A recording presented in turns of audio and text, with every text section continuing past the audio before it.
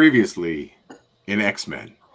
It's 1982, and the series that features a lovable band of misfit heroes is a few years into its major overhaul with a new core group of characters that fans will adore for decades.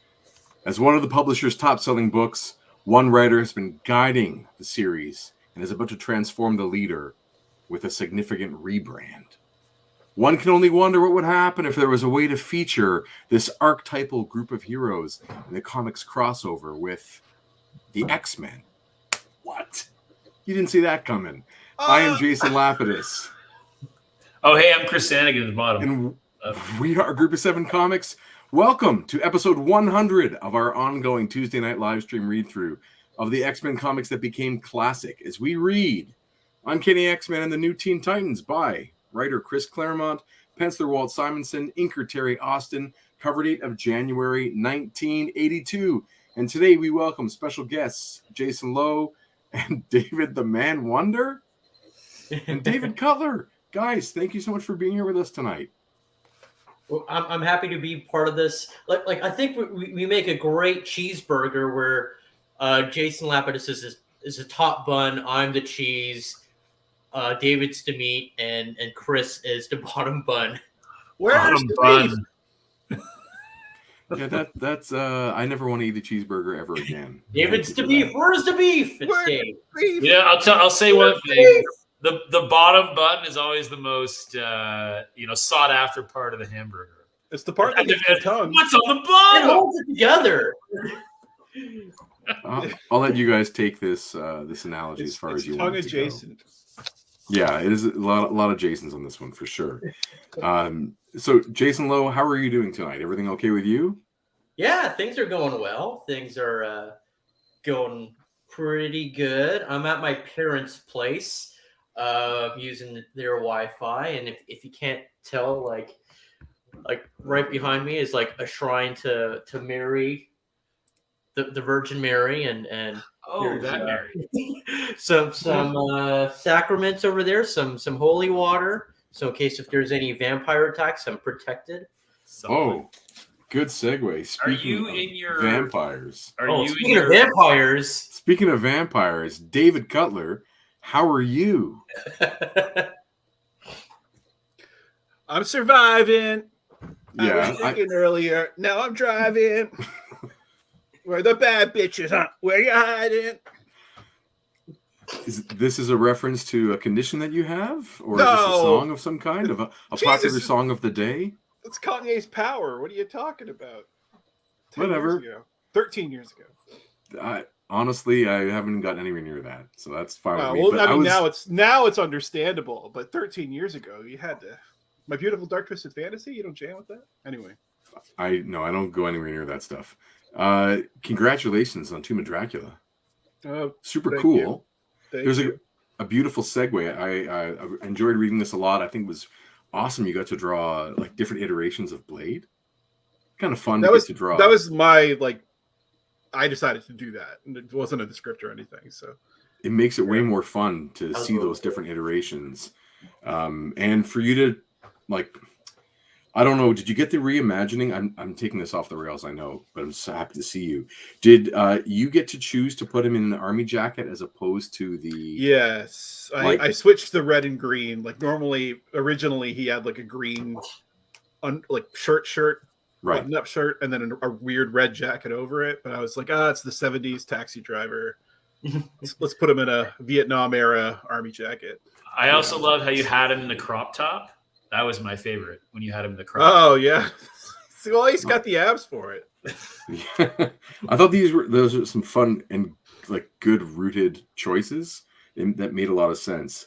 I like the idea of reimagining him as being like a vet and having it as like you said, taxi driver. That idea. And we've had a debate on this show before about those '70s jackets, whereas a lot of you youngins, I'm talking to whoever response to that, keep thinking these jackets are safari jackets that people are wearing, and they're leisure suit jackets, but Blades is a particularly it doesn't sort of suit any purpose in terms of functionality. So putting it into a combat jacket is it's a nice I think it's a nice choice. It's definitely got pockets. Yes, the Right. pockets. For various things. Yes. Like holy water. Holy water. Jason, just to get a Awesome. school teacher on you, you can't bring food to the show unless you brought for everybody, right? Here, I'll send to you via email. Thank you. Is this dinner time for you? Like, are we interrupting dinner? Because No, this is just berries. So I'm at my parents' place, and they're like really, they're really great hosts, and they're my parents, so they're making sure I get my vitamins. Nice. Good. Are you in your childhood room? I am. I'm in the computer room now. Okay. I'm in their computer room, which they turned it into. Is anybody into Tim and Eric? There's a covered photo.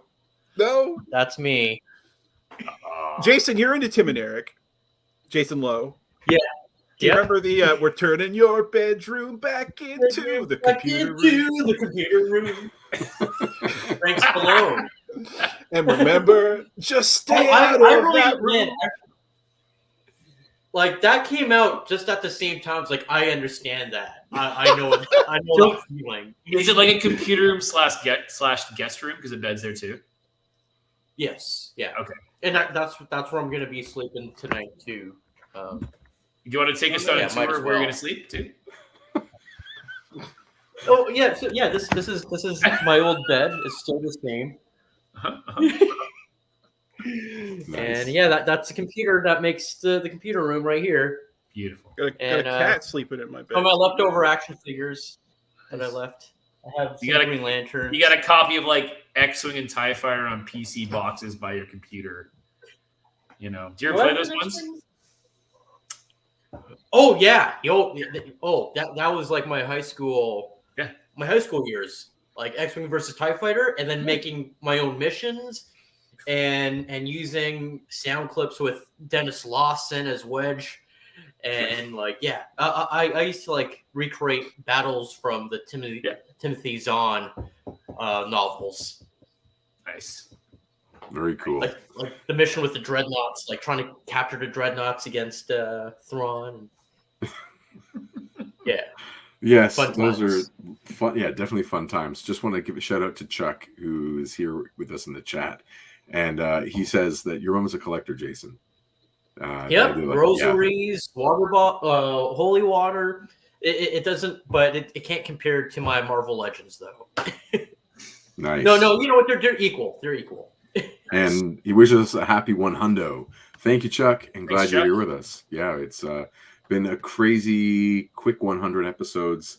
Do you want to just reflect on that for a second, Chris? There isn't too much to talk about there from my point of view. It's just like routine, and I'm digging it. You know what it reminds me a little bit of? Is every time that we're at shows and people we talk, oh, we've been doing these comics things together for 5 years, a couple of 7 years, and people keep saying, and you're still making comics together? It feels like that, where it's just like, and you're still doing the show together? It's like, yeah, like we clearly haven't grown tired of each other. We're still, right? Like we're still making comics and we're still meeting every Tuesday because, I think it's a good sign. I think so too. I think it's a testament to the X-Men and to how great Claremont's, his vision was. Let's have a round of applause for the X-Men. They did it. Yeah, they did it. Yeah. So in theory, we've got about 100 more to go. We're about almost halfway, depending on how many other episodes we do to veer off, how many weeks we might miss. Hopefully, there's a really busy hockey playoff run a couple times, and we missed 6 weeks of episodes because we're watching the Leafs go really deep into the playoffs. There's some sort of awesome fantasy like that. But yeah, we've got about another 100 episodes to get to around, maybe 280. I wonder how many other spin-offs and limited series you might cover, but yeah, about 2 more years, and then we'll be in a position to pivot. What's that? 279 is the last Claremont, plus there's 3 adjectiveless Claremont issues. Yes. And we can also debate at some point where, maybe we'll get a chance to sort of experience it in our version of real time as to when it stops feeling like a Claremont book. Oh, wow. When the editor changes. I don't want to say when yet. Via feel? Like via feel? Like, well, I imagine it just will stop, feeling like we're reading an X-Men comic and start to feel like maybe his heart's not in it anymore.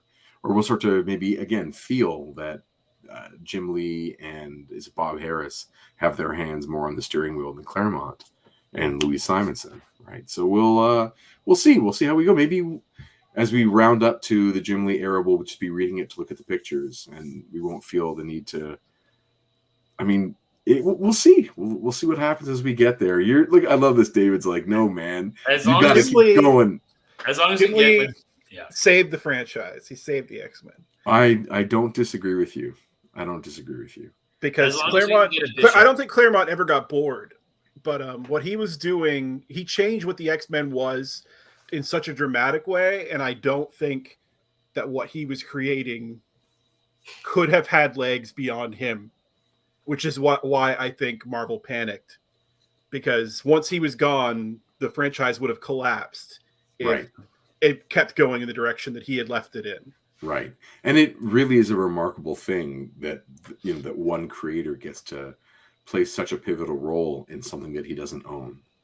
Right? I mean, he's playing in we can joke around and say the fan fiction box or the action figure, someone else's sandbox, with someone else's toys. And all of a sudden, he really does make this his own thing. And a book that, like you said, like it wouldn't exist if he leaves, like it would stop. It's becoming something completely unique. It probably is wise to make it so that it can exist forever. But maybe that also kills something special. That's part of the fun of the debate or the conversation is who knows what it would be one way or the other. What were you going to say, Chris? When is Bishop introduced? He's introduced. Does he utter the words "assassin"? He's introduced right now. Oh yeah, well, I need to get me. You absolutely need to get this figure if you don't already have it. If you are a collector, it is such a vast improvement off the other. And anyone wants the one I have that's the other, it's up for grabs. But great figure, and just every bit of it is improved. And again, I don't have that emotional attachment to the mullet or whatever you want to call what that is. Nice. Mullet. I'm from the future, Assassin. but why can't I remember? I also just love that the yellow on this one's really yellow, whereas the one you've got there, David, is quite a bit It's more orange, but all my Jim Lee X-Men from early in the I've Marvel seen many Legends line swaps are where, a they yellow would take- orange. Oh, So he yeah. matches. Like Sorry, I Jason, what was like that? the body. I like the old Bishop body, but like I want the modern head of Bishop and just swap them. I've seen it on Instagram and it I looks don't know. so cool. Let me see your Bishop belt. Put that up to the camera there. Look at this belt. Look at the Look at those detail. muscles. Look at the Like musculature. a Batman utility belt on. Yeah. There's no question this one is streamlined for animation, and that appeals to me in a lot of ways. Again, given that of my vintage, I am not in love with belts and straps and pouches the way that some other people might be. So they are not steak or sizzle to me. They are just a distraction. So When Jason and I were in Whitby a couple weeks ago playing the X-Men arcade game and almost beating it the entire time we were doing, why can't I remember? Bishop's not even the game, but it didn't matter the whole time. Why he can't plays I such a great role. remember? That's also, speaking of Jason's, let's say hello, Jason. He says hi, y'all.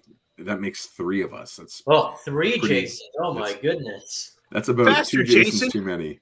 Jason's gaining on us. Yeah.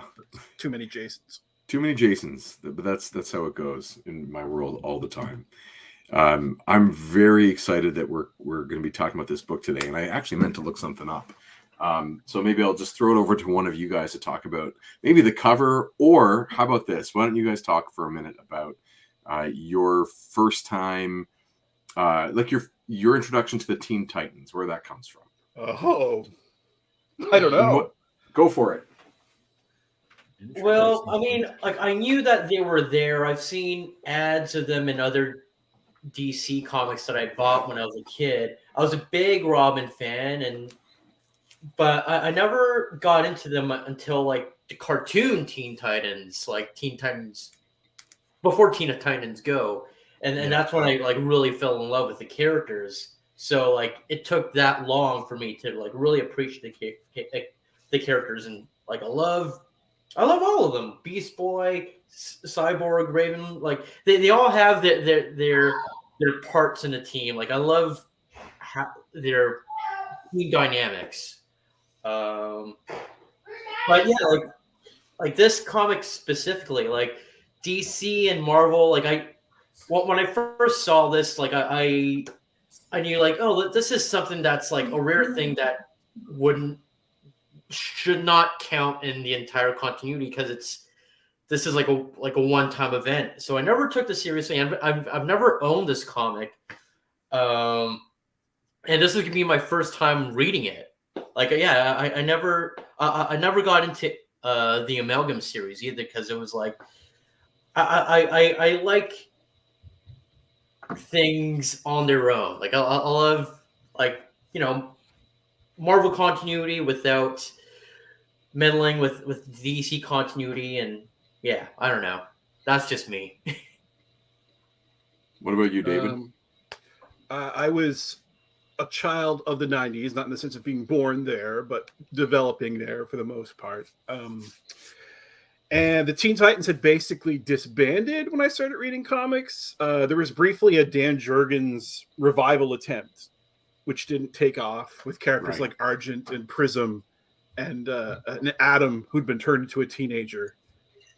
That didn't go, and it also didn't have newsstand distribution, so I never saw it. But I was a big reader of Wizard magazine, and Wizard was really good at brainwashing me and telling me what was good and what wasn't. And one of the things they would often go on about was the Wolfman Perez Titans run. Yeah. And whenever they would do like top 25 moments of all time, top 25 fights or whatever, there'd always be something featured from that run, with a few panels, you know, for me to like extrapolate the whole thing from. But I never read them ever until, again, the animated series in the early 2000s started. And then when I went to read it, the personalities didn't really match from the show. Starfire did a bit and Robin did, but to me, Cyborg and Raven are really different. So I never really took to it. Yeah. But I do love George Perez's art, and I love Marv Wolfman's writing. So you'd think I would, but I never took to it in a big way. But I do love these characters as they've gone on.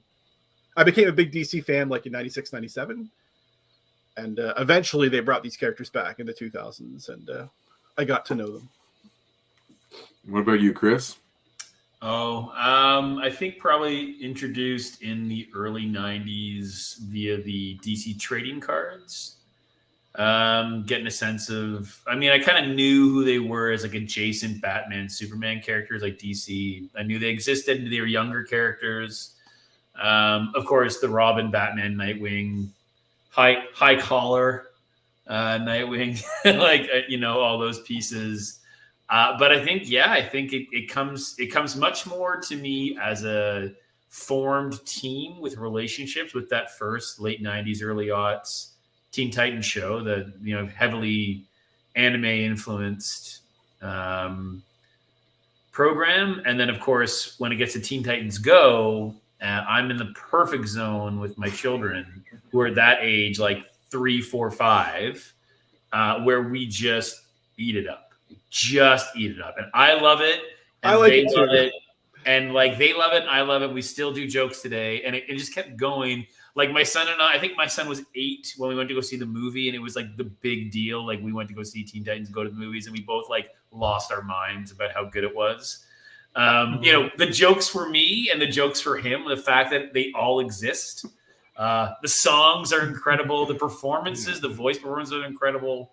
So that for me was like, it really took off. Like it became very much, and I think Jason, I've said this to you a few times, Jason Lapidus said this to you, like, if I can think of like my favorite, in terms of like a comics property, which I have like loved, it's like that version of the team. as a property in the last decade plus has been like the thing that I like. My heart goes towards. Yeah. Yeah. Yeah, I hear you. I think, I having kids too really helps. Same for me with my two.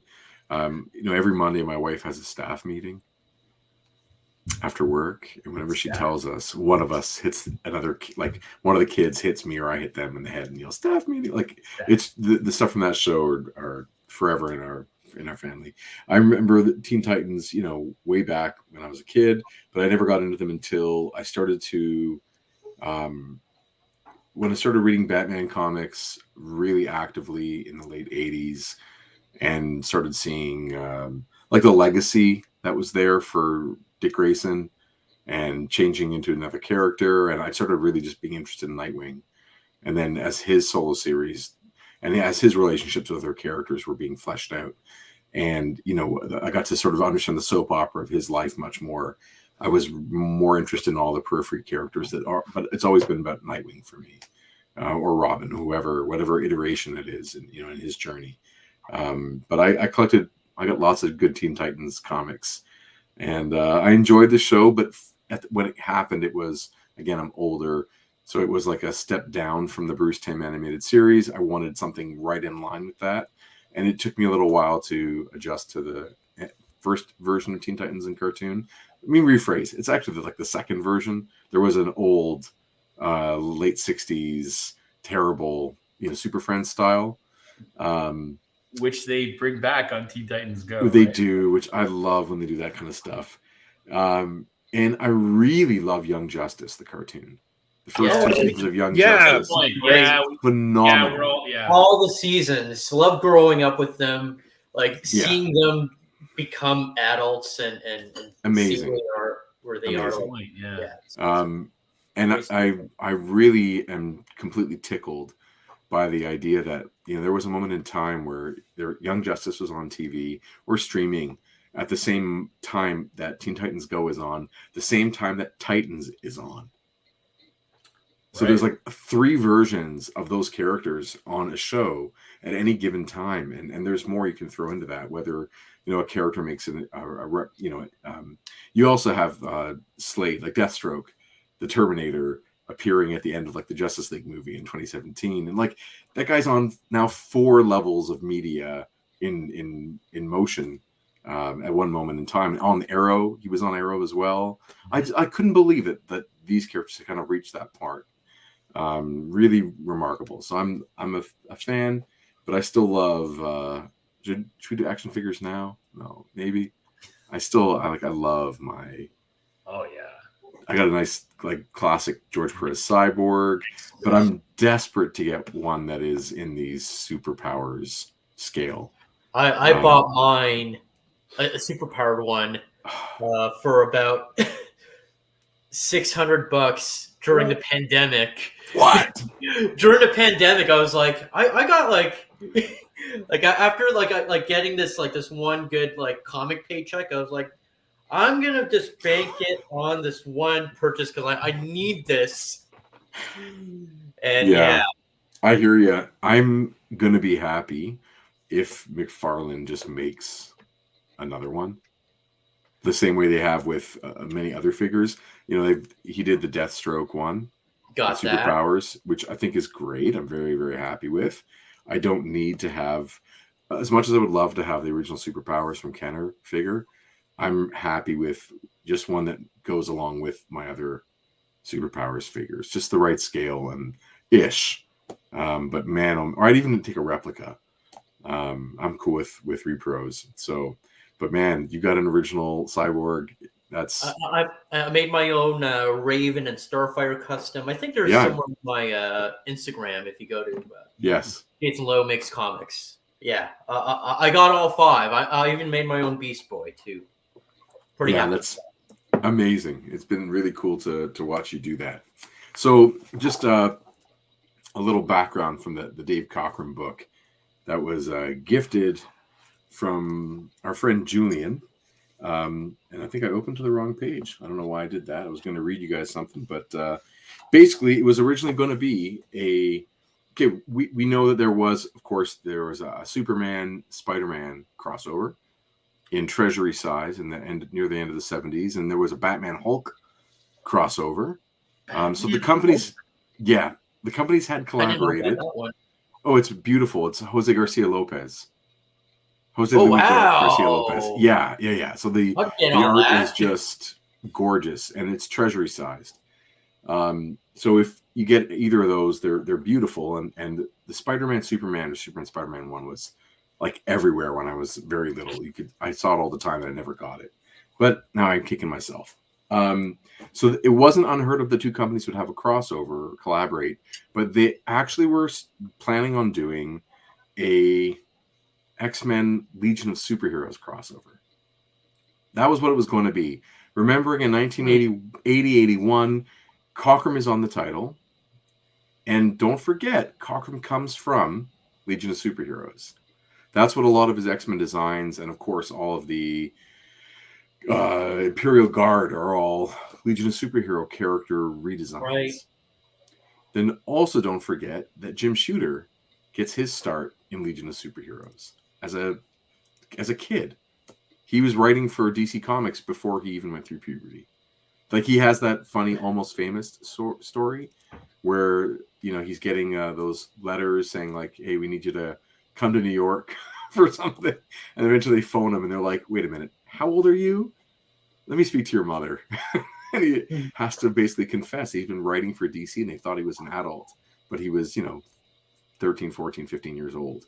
So he's writing Legion of Superheroes as a prodigy comic book writer. And so he's got a soft spot for that. So they were originally going to do those two. Shooter is quoted as saying that he thought that Legion had more recognizability, given that Superboy is on the team, and it would be a better crossover for them. But Cockrum is slated to draw.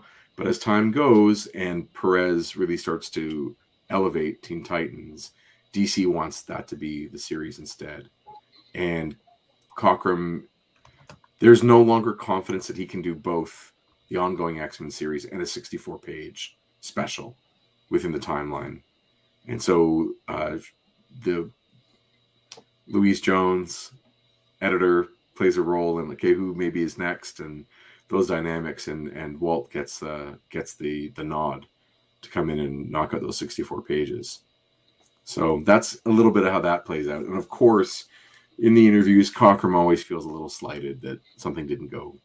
That this was his chance for, more fame. And I do not know where it was in terms of the royalties and when that gets instituted, more in favor of the creators. So maybe it wasn't a huge payday for Walt Simonson. But given the fact, Jason, you've never read this. David, have you read this before? No, I have not. Chris, you haven't read it before this. And I never got my hands on it until the pandemic when I saw you the paid Dragon had a copy. $600 for it. No. Take away a zero, and I think that actually might be accurate. Wait, it's $60? You got your copy for $60? I might, maybe something like that. I don't know if you remember, Chris. You got it at the Dragon, right? I did. You got it in the back issue sale. I remember that. It was one of those things where it was never available. Like, it was never around. And my point was going to be, it hasn't been reprinted. No, and it'll likely never be.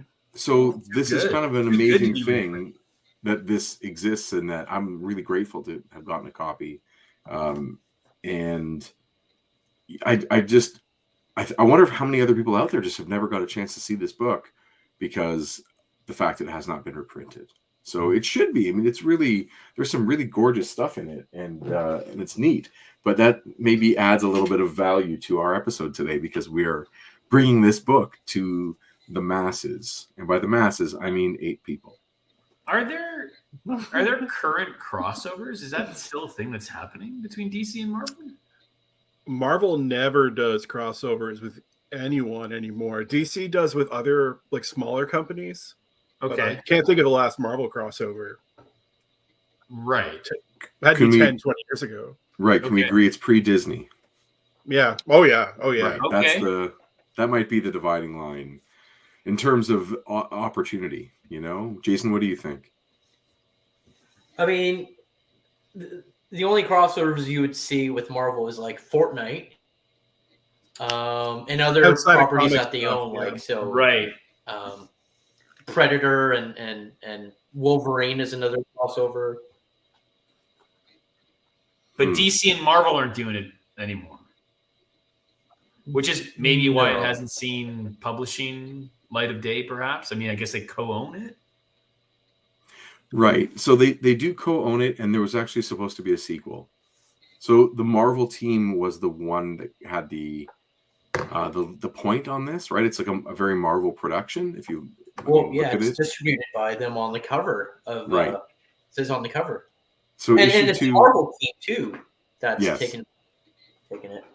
So the sequel was supposed to be the DC led one by like Wolfman, Perez, and all that side, and that one fell apart, and then it got kind of life came back into it. It was going to be a JLA Avengers, which fell apart, but got drawn, and I have a great bootleg of it from our friend Jerome. Didn't they do that?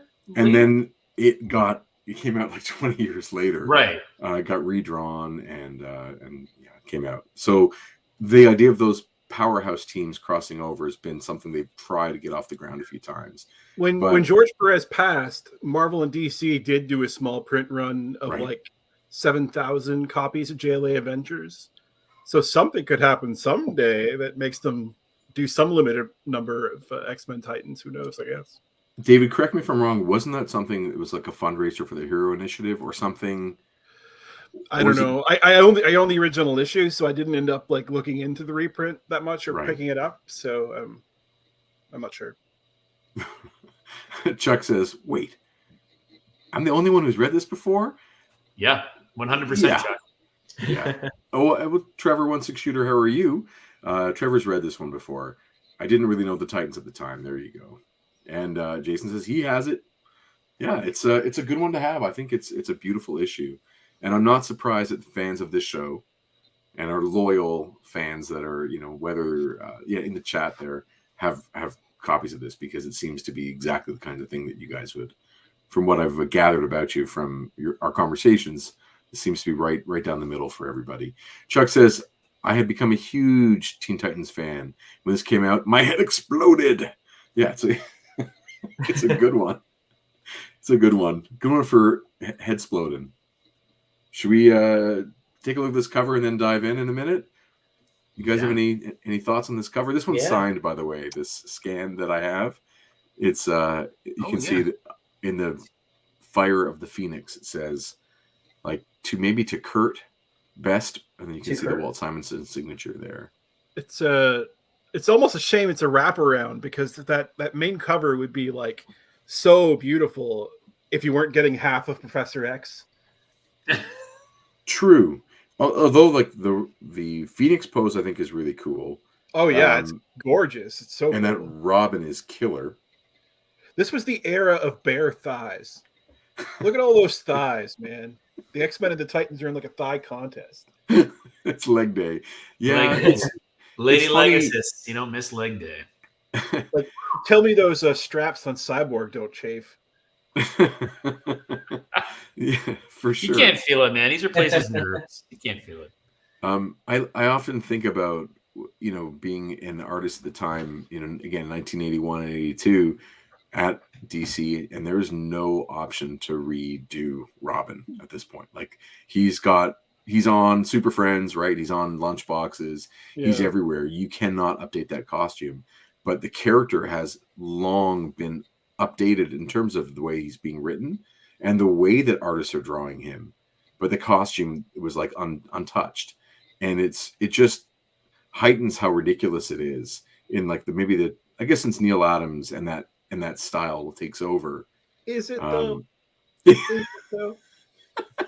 I'm just saying. I'm just being feminist advocate here. If what Starfire's wearing is not ridiculous, and I meant to take her seriously, she's got like a Cabbage Patch Kid's face. Yes. on a porn star's body with God knows what for clothes and this enormous mane.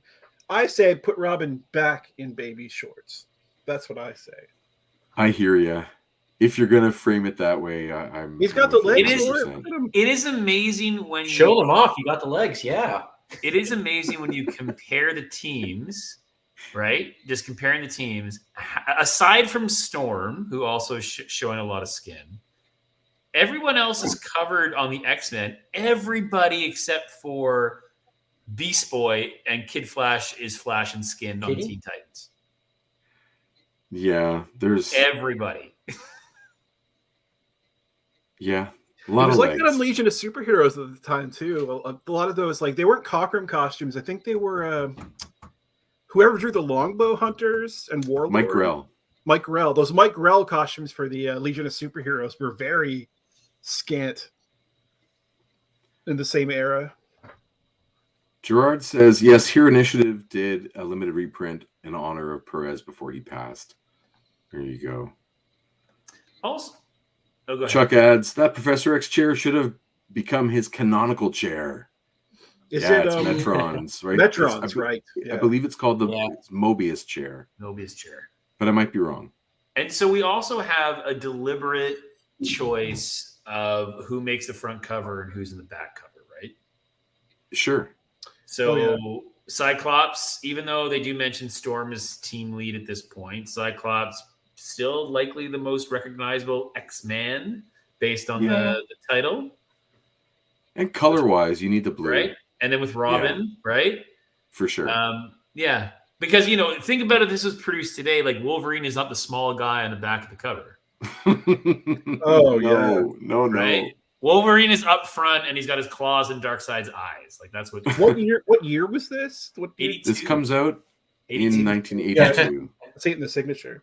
That is late for Wolverine to get the furthest back treatment. Yeah, he's like relegated to kids with Beast Boy and Kitty. So just to put it in X-Men context in terms of the narrative, this is the end of the Brood saga. So Wolverine's gone through a huge, growth. It's into like the early 160s or late 150s of X-Men. But he hasn't had his solo yet? He hasn't. Oh, that's a good question. His solo is 82 as well. I'm pretty sure. So I would say maybe this is done before his solo series. But he's already like a marquee member of the team, right?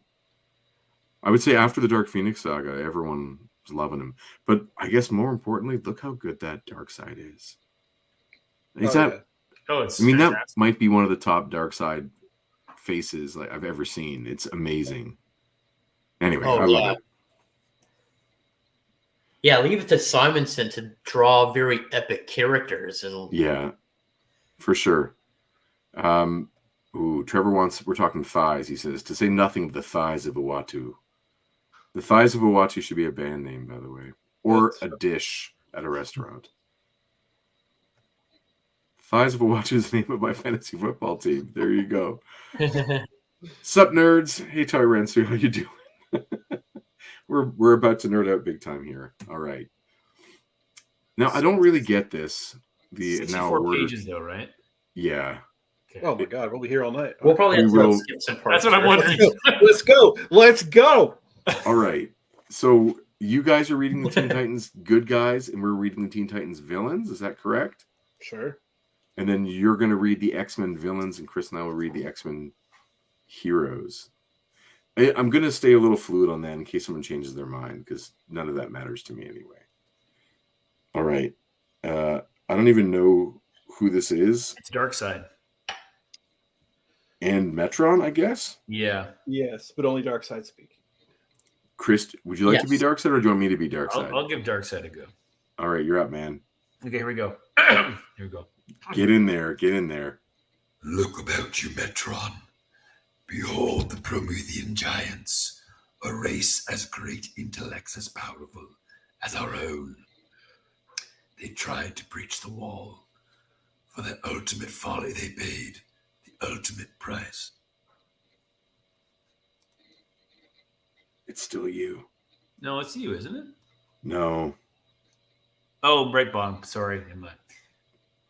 Yet you would follow in their footsteps. So I like the choice to go superpowers, super friends. Yes. as opposed to I was going to say that. the Michael Ironside from Let's Justice be League. clear. Weird Al Yankovic on Teen Titans Go is the best one. Fair enough. There you go. Hey Gary, how you doing? And There's Jason some other says, 80s villain. Holy you're shit! reminding me of. Holy shit! Awesome Darkseid. Yeah, spot on. Chris, there you go. Chuck says Chris sounds just like Darkseid from Child's and Super Friends. I'm here for you. That's the way to do it. I'm here for you. That's the way to do it. I have seen all there is to see, learned all there is to learn. One mystery remains. What lies hidden beyond the wall? Denied that answer, my life has neither meaning nor purpose. Take care, Metron. Perhaps there are things even gods are not meant to know. Do not mock me with your false concern. You care nothing for me. Only for my Psychon wave. True. In exchange for it, I give you the means to succeed where all others have failed. The Omega Phase helmet will enable your Mobius chair to penetrate the wall. At least, that is my theory. My scientists were understandably reluctant to test it. Farewell, Metron. Good luck.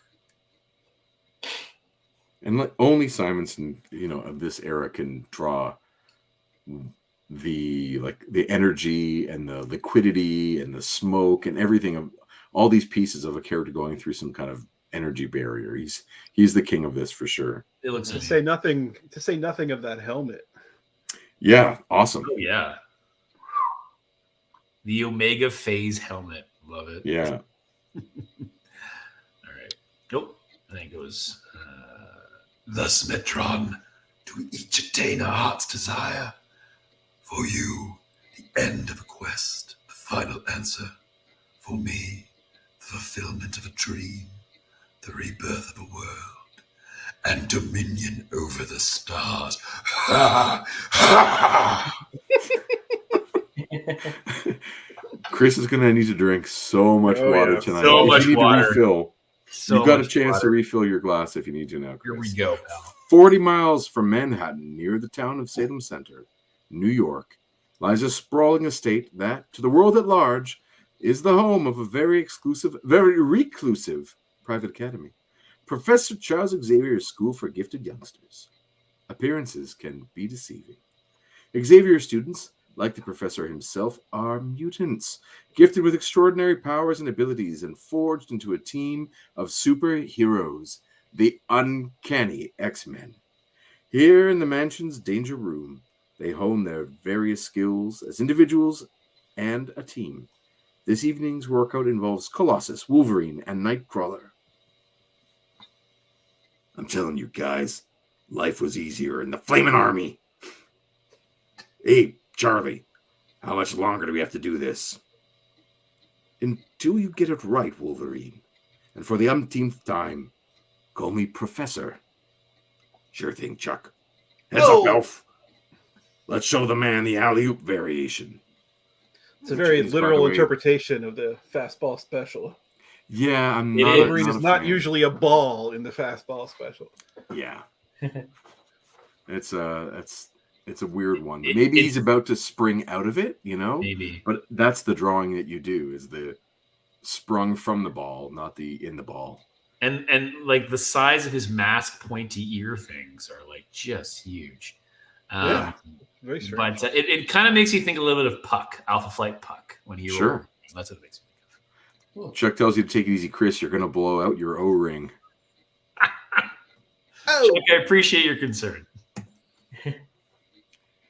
Down on the floor, Nightcrawler vanishes in a characteristic burst of smoke and flame, to reappear instantly directly in Wolverine's path. Got you. And around you go. Alley oop. One of these days, my friend, you'll push Herr Professor too far. I've been a rebel all my life, pal. I like it too much to change. That's real mean in Nightcrawler, calling him the hair professor. That's his only source of humor is that, respect Charlie. Otherwise, I wouldn't be here. But that doesn't mean I have to treat him totally seriously. He's starting to talk like Kitty Pryde here. Totally. Scratch one flaming gun, troops. Uh-oh. Hunter missiles. Vectron straight for Colossus. Wolverine caroms off the wall in an intercept trajectory, extending razor-keen adamantium claws from their housings in his arms and hands. Truth to tell, he doesn't like them. Sorry, he doesn't much like them. But he knows how to use them supremely well. Colossus, meanwhile, merely stands his ground. In this armored form, his body is composed of nigh invulnerable organic steel. The missiles don't even scratch his skin. I love that, by the way. He just stands there and takes the missiles. Yeah. I love that. It's nice. It's a good drawing of him, too. It is, yeah. Mm-hmm. Nightcrawler also presents a ridiculously easy target, waiting to the last possible moment before teleporting to safety, leaving the missiles to destroy not him, but their own launcher. I'm impressed. Their performance was superb, virtually flawless. Professor, guys, dinner's ready. Phasing through the wall of the observation booth is the youngest X-Man, Kitty Pryde. Xavier telepathically relays her summons to the rest of the team. In the game room is Scott Summers, who, as Cyclops, was the group's founding member. He possesses optic blasts, irresistible force beams held in check solely by ruby quartz lenses. The beams can level a skyscraper, among other things. I think that means sex. Upstairs, in her attic room, Aurora Storm, current leader of the X-Men, tends to her beloved plants. She's an elemental, able to manifest and control all aspects of the weather. By the way, just to put this out there, this is on Baxter paper. So we're getting a much more saturated array of colors, not normally what we would see on the traditional low-grade newsprint. And what we're seeing in front of us on the screen is significantly duller than what I'm holding in my hands. It might just be that it's a really worn-out version, or my version is really in good condition, but it's really bright in my hands, like crazy. I'm not a huge fan of Baxter paper, but, you know, teach their own. Kitty worked long and hard on the meal, and beneath her blasé facade, she's scared stiff. Suppose her friends hate it. Suppose she inadvertently poisons them. She envisions a billion things going wrong, but... You mean you guys liked it? Really? Wow. Later, mutant he may be, but Charles Xavier still suffers from all too human failings. He works too hard. Now, exhausted, he sleeps, and thereby becomes vulnerable. His thoughts are tapped, the essence of his memories drawn forth. Her name is Jean Grey. She was an X-Man.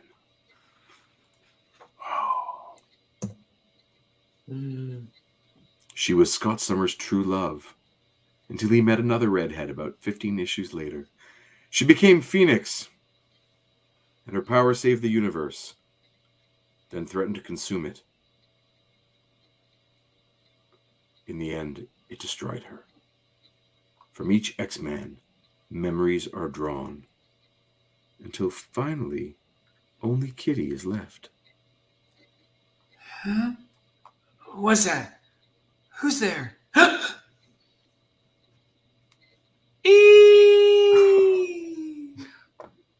Was that Kitty? She's in the sitting room. Is she all right, Aurora? If Katya has been hurt, I swear I shall. Take it easy, big fella. We all feel the same way. There, kitten. We're with you. You're safe now. After the dream I had, I'm surprised I'm not screaming with her. You had a nightmare, Scott? So did I. It's him! Stay with her, Aurora. I'll answer it. Seems like we all had a rough night. Almost too rough for coincidence. Yes? Scott, my love. Help me. Jean! Jean! That's like the best opportunity in the whole comic. Maybe we'll see. Would one of you guys like to narrate the Teen Titans side too? Oh yeah, New York has always been a city of landmarks, the latest of which can be found on an isle in the East River, Titan's Tower, home of a band of superpowered teenagers. Though in existence only a comparatively short time, the team has garnered a formidable reputation. This is Raven, child of a human woman and an other-dimensional demon lord. She is an empath, a healer. And it was through her efforts that the Teen Titans came into being. She sleeps now and dreams.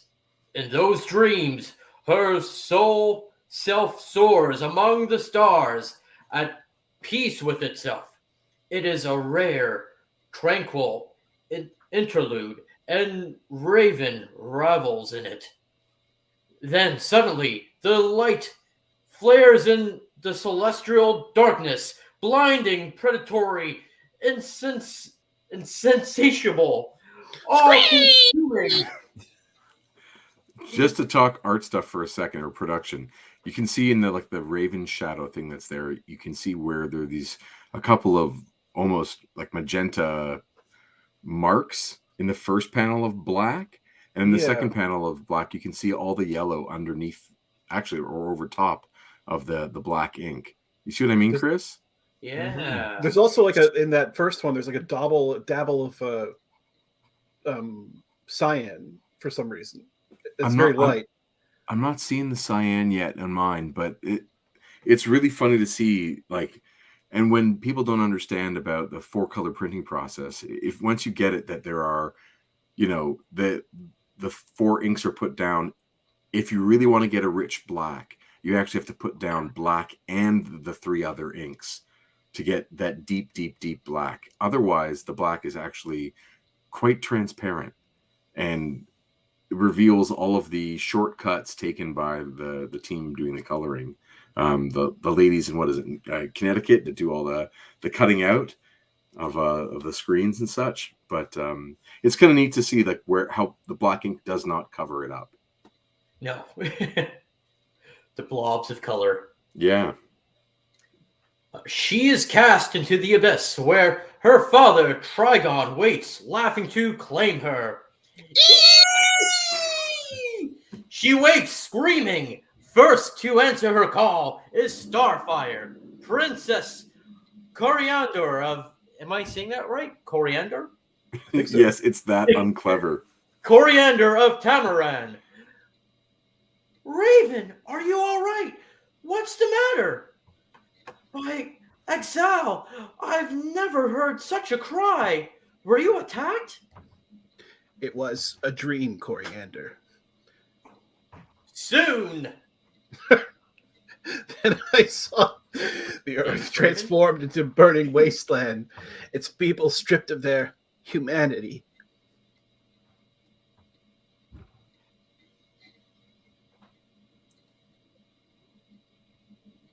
Jason, it's you. You're Starfire.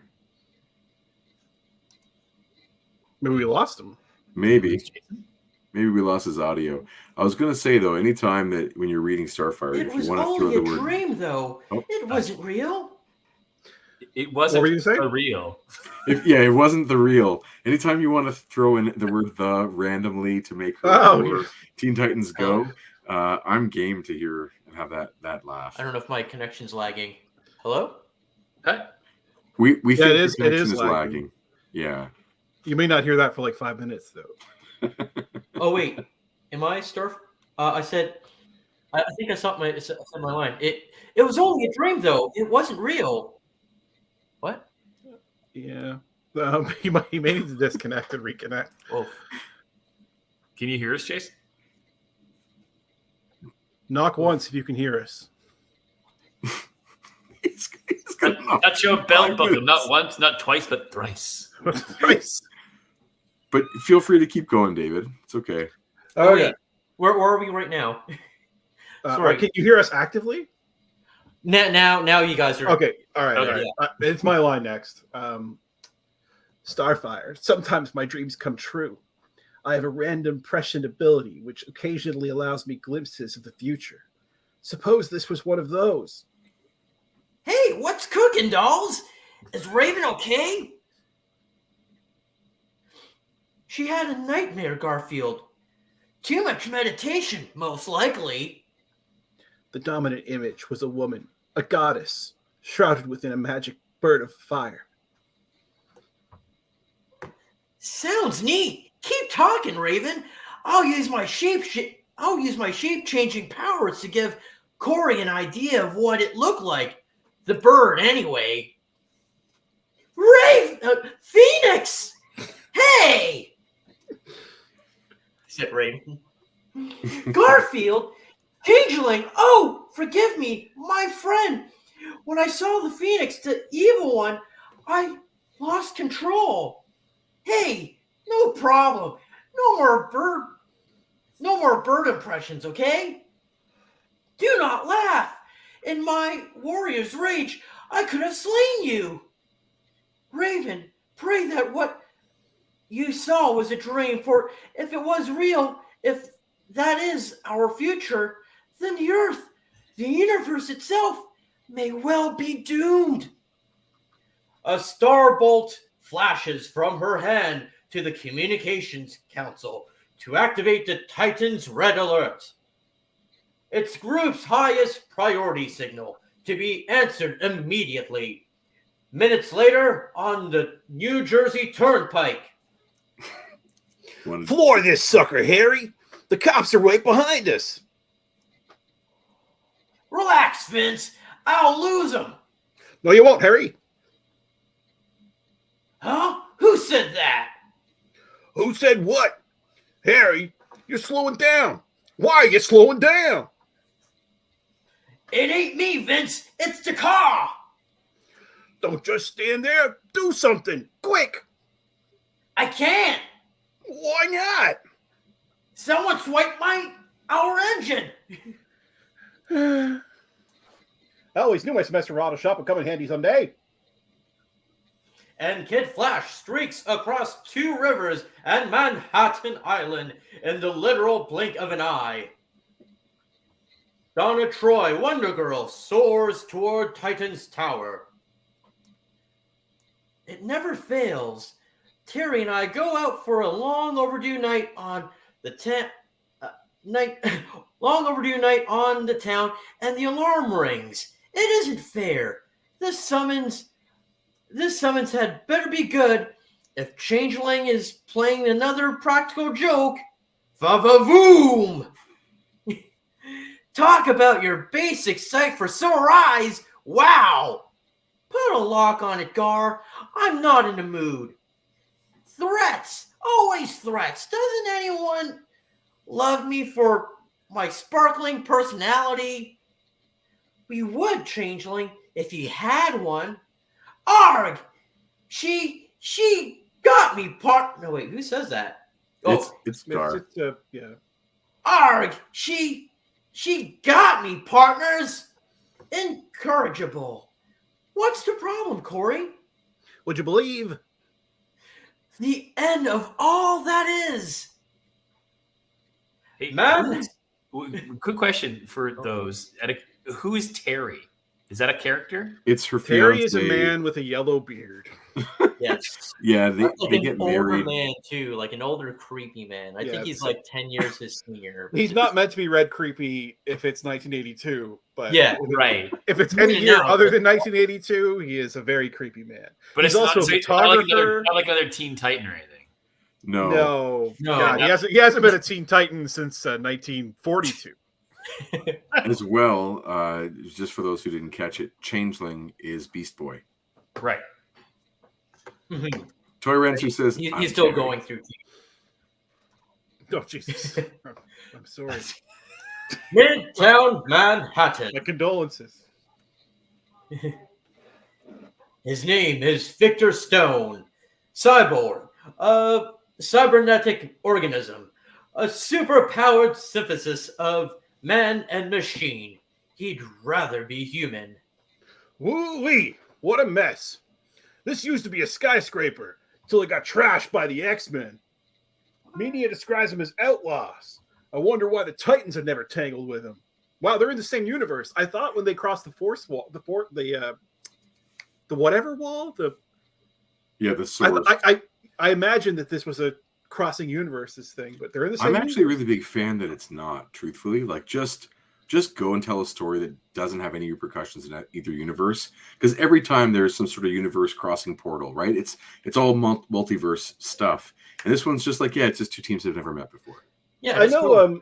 Basically all the Marvel DC crossovers prior to the DC Marvel fight crossover in '96 were like this, but the whatever wall, that setup made me think it was a separate universes thing. And it actually might be that Metron, I mean, we can make a case that Metron trying to go into it triggered them to be the same universe all of a sudden, but no one within the universe would even know. That would be their existence that they always thought was the case. Do you know what I mean? You can pretend that their reality was warped. Oh, yes. And they're not aware of the shift. But I'm not going to argue that. Sure. I'll play with that. Upon Cyborg's arrival, Raven's story is once more quickly told. That still don't explain why Starfire tried to throttle Changeling. Though Lord knows we've all wanted to do it one time or another. Thanks a lot. Wait, one of us is still missing. Where's Robin? Why has he not answered the call? Gotham City. Star Laboratories. A burglary in progress. Benny's tip was right on the money. Intergang is back in action. I'm glad there were only a handful of them in this robbery. They were tough, but something about the way they moved isn't quite right. Come on, fella, off with the mask. I want to get a look at your face. Good Lord. What is this? Thanos? It's called a parademon, Bunky. It works for me. Who? Terminator. Smart boy. I'll be sure to carve that on your tombstone. It'll take a better man than you to finish me, mister. Want to bet? You're a real hotshot, Robin. But against me, a man who utilizes 90% of his brain capacity, Grown. with the physical abilities to match, you're simply outclassed. He's got a 10% handicap, and he's bragging about it. Couple quick notes before you continue. The idea of directional devices. There's a really nice one being used in the page on the left, top right panel, as the parademon dude is thrown through that window or crashed through. Like where he breaks the panel leads you to the next panel. You know, with his arm going down. You know what I mean? This is like, to me, it's just smart layout. And, you know, as a person who's still trying to figure out how to break panels properly, or I should say effectively for good communication and good reading flow, this is like a bit of a smart move. Just, it guides my eye right down, which is good. And the second thing I wanted to say is, how cool is that shot of Deathstroke blasting that gun, standing there all badass? Yeah. Super cool. The third thing was, a lot of people don't know that his name, the full name, of course, would be Slade Wilson, Deathstroke the Terminator. And that got shortened, obviously, as the branding shifted, and Terminator, the Schwarzenegger movie, kind of uses that name really effectively. And then even on Teen Titans, the cartoon, they just call him Slade, which is weird because it's his first name. Yeah, the Terminator movie is like 2 years off. So they still own that name. Yeah, they have the name and they use it like liberally. But once that movie comes along, you gotta, like, Deathstroke's a fine name. Deathstroke the Terminator is fine too. So if you've ever watched, speaking of other versions, one of the many Lego DC movies, animated movies they've done, they've done the Marvel and the DC ones. Yeah. There's a Batman one, right? And it was on Netflix or something. But Batman and Deathstroke train as younger men. You know, Right. They train in the martial arts. But the sensei, the teacher, always calls Deathstroke Stroke Death. And so he's like, "That's not my name." She's like, patience, Stroke Death, and it's such a stupid gag, but because the character is played so seriously throughout his entire publication history, I cannot now see this character and think either it's not Stroke Death or the Will Arnett version from the Titans go to the movies. Yeah, I've I'm going to have experienced to Stroke make Death. sure I don't do a Will Arnett impression, and I can't see this character and not think of Deadpool. So Well, that's right. He should be saying he's me. Exactly. All right, back at it.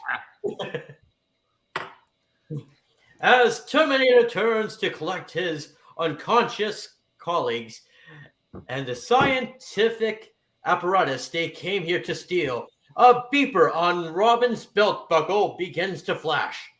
The Titans' red alert, unheard, unheeded. Later... Oops, sorry. Go ahead. It's okay. Later at the Annandale, New York, home of John and Elaine Gray, Jean's parents. We were in bed. We both have been awake by strange dreams, almost nightmares. I heard a noise in the living room. I went downstairs to investigate. It was Jean. She said, "Father, help me." I took her in my arms and she disappeared. Is that what's happened to you, Scott? Virtually the same, Nightcrawler. What does this mean? My wife and I demand an explanation, Cyclops. You owe us that much at least. You told us Jean was dead. Is she or isn't she? She was disintegrated before my eyes, Professor. As I understand it, that's death. But as Phoenix, Jean had tapped into a primal universal force. She wielded virtually infinite power. Can such a being truly die? I don't know. I'm not sure I want to. All that's certain is that something is happening. I think you got to keep going. Yeah. Each of us had nightmares, Professor. No, each of us had nightmares. Professor Xavier believes it was some form of psychic attack. You and I saw an apparition, heard a warning. Cyclops, you X-Men deal with this sort of thing as a matter of course. We only want to know about our child. It isn't fair, Aurora, to lose her, to grieve, to finally recover from that grief, only to have the wounds torn open again. Why? For pity's sake, why? X-Men. Comrade Professor. Good evening, Dr. Mrs. Gray. Please forgive my somewhat... I'm not sure how to pronounce this one. Outre? Like, would you go with the French? Outre appearance. It is merely an astral projection of my thoughts. I'm sorry I'm being so pretentious and speaking French. There's no reason for that. It's just for me and my friend Claremont to flex for some strange reason. Right. What news, Charles? I've searched telepathically and with our mutant-detecting Cerebro computer system, but there is no trace of Jean.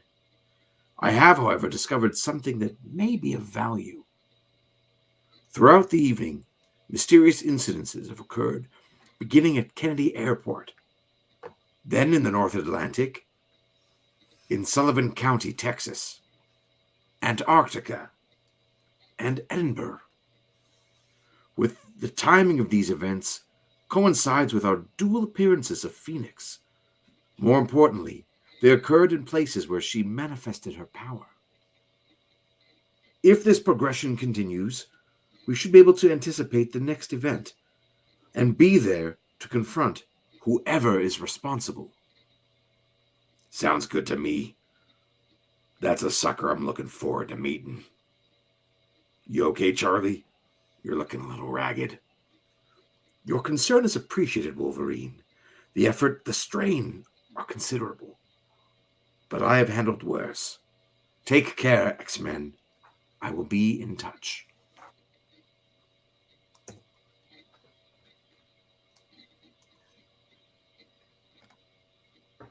Still later. Robin, is he okay, Raven? He has been beaten badly, Wallace. Nice neighborhood. Watch it, Greenie. I live in this neighborhood. Well, nope, not in this one. I live in a neighborhood like this. Oh. Can you help him? I shall do my best. Takes more than a match for any gang of crooks. The opposition must have been pretty impressive. It was still hurts too. Did you catch that? Huh? He's in rough shape. Yep, he's in rough shape. Worse than he lets on. Worse than he lets on, eh? Rats. Beat it, creeps. Robbie isn't on tonight's menu. Squee! Rest, Robin. Let my empathic powers heal you. I'm all right now, Raven. Really. Thanks. Who ambushed you, Dick? Who knows who that is? The Terminator. How'd you guys know I was in trouble? We didn't. Starfire sounded the Titans' red alert. When you didn't show, we came looking for you. The red alert. Who ambushed you, Raven? Wait, what? What's happening? So Are we at the same? connection problems on my end. I'm like seeing this place in different time periods. Red alert. Why?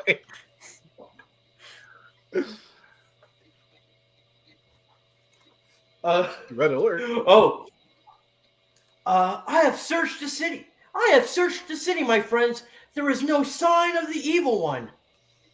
Huh? What's she talking about?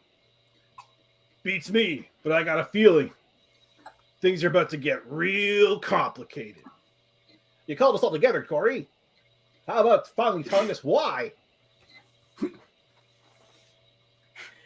As you know, I am not of your world. To save my home planet, Tamaran. To save my home planet from Tamaran, from destruction, I was given our ancient foes, the Citadel, as a slave.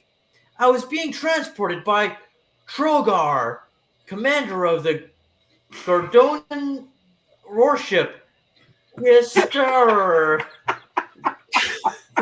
To my new... You know, it's one of those things where you don't read out loud these things. You just play it when you're reading it to yourself. It's like, oh, sure. But when you say it out loud, it's so weird. Kister, to my new owner, I learned of Phoenix just prior to my escape to Earth and joining the Teen Titans. We were contacted as we were all the major star-faring races by Lilandra, Empress of the Shi'ar, a galactic state even the Sentinel respects.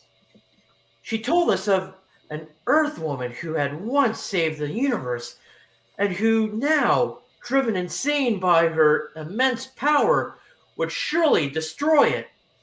We watched in awe and horror as Phoenix made a star go supernova, consuming its planetary system and 5 billion inhabitants. She was hungry, you see. The star was sustenance to her. That Dabari died in the process. Was irrelevant. A Shi'ar battle cruiser intercepted her, and she blew it out of space. Lilandra. That was a handful to say. Oof. I was gonna say, quick one thing that just art-wise that we talked about the Robin design being so iconic at this time, and yet the character has moved beyond this, right? Like, yeah, this, and so that bottom left panel where he's like, "I'm okay, Raven." Like, look at that face. He's Nightwing. Yeah. You know, it's so clear that he's so much more mature than that costume has him in at this point. But in the panel above, it's so easy to imagine that someone's completely stolen his pants. Like, Well, I mean, he was unconscious in an alley. he just looks new. Yeah, you just change the placement of Donna Troy's hand. And, Oh my yeah, God. it changes everything. Right. Yeah. Oh my god, so much dialogue. And more evidence of a shared universe with, Tamaran and Starfire understanding who Lilandra was and what her role is in like the cosmic political space, right? Yes. Yeah, sure. Space is very big, so And Of Death of course the they would. Dabari. Yeah. Yeah, Toy Ransu would stroke Death the Vibrator. oh geez. Oh man. Lilandra pledged to end the threat of Phoenix forever. Soon after, she reported the evil one slain. Raven's dream indicates otherwise. My friends, the Chaos Bringer must be found. She must be destroyed. Coriander, your rage, your hatred, they are agony. to Raven's me. turn. Yeah, am I Forgive me, understanding? Raven. We of Tamaran are. Sorry? Oh wait. Sorry. I think my time jumping went on. Time slipping. Isn't it time slipping? Time slipping, yeah. Time slipping? Yeah. Well, that shouldn't be possible at the whatever. So it's Starfire. Forgive me, Raven. We of Tamaran are a place. Our emotions are not easily controlled. Corey, cosmic menaces are a little out of the Titans League. Perhaps we should notify the Justice League or the Avengers. And what about the Terminator? If Wonder Girl's fellow Amazons hadn't saved me, I'd be dead now. Thanks to him. But you are alive, Gar. The people of Dabari are not. If Phoenix is left unchecked, entire planets will die. Perhaps even the universe. I ask your help. Should you deny me, I'll proceed on my own. We're Titans, Starfire. We stick together. We'll track down Phoenix. If we find her, fine. If not, we tackle the Terminator. Fair enough? I accept your terms, Robin, and thank you with all my heart. Mm-hmm. Figures, I'm the one the Terminator almost killed. Robin's the one who gets kissed. They don't call him the Teen Wonder for nothing. They don't call him that. Eventually. Who are we looking at here? I think that's Robin. Robin and Cyborg. Oh, Left. okay. Yeah. Phew. Is that Robin? A woman codenamed Phoenix used to be affiliated with the X-Men. It's a slim lead, but as good a place as any to start our search. I'm Casey Kasem.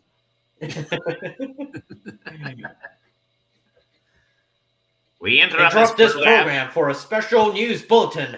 Explosions have leveled. Oh, damn it! Time slipping. Keep going, Jason. Keep going. Interrupt this program for a special news bulletin. Explosions have leveled the Frost Industries research facility in Chicago, Illinois. Elsewhere, the purpose of their labor is unknown to them. Each worker is told precisely enough to enable him to do his job, no more than that. Indeed, throughout this vast labyrinthine network of caverns and tunnels, only one person wonders what it's all about. Slade Wilson, aka Deathstroke the Terminator, the most expensive mercenary assassin in the world. Assassin! Assassin. My champagne.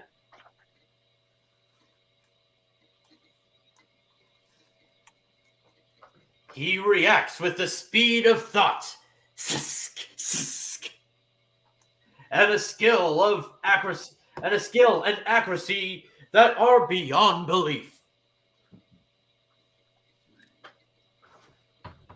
Who's that? That's Yeah, Deathstroke, right? That was my last bottle of Dom Perignon 71. It's irreplaceable. Peace, human. I was merely curious to discover how formidable you truly are.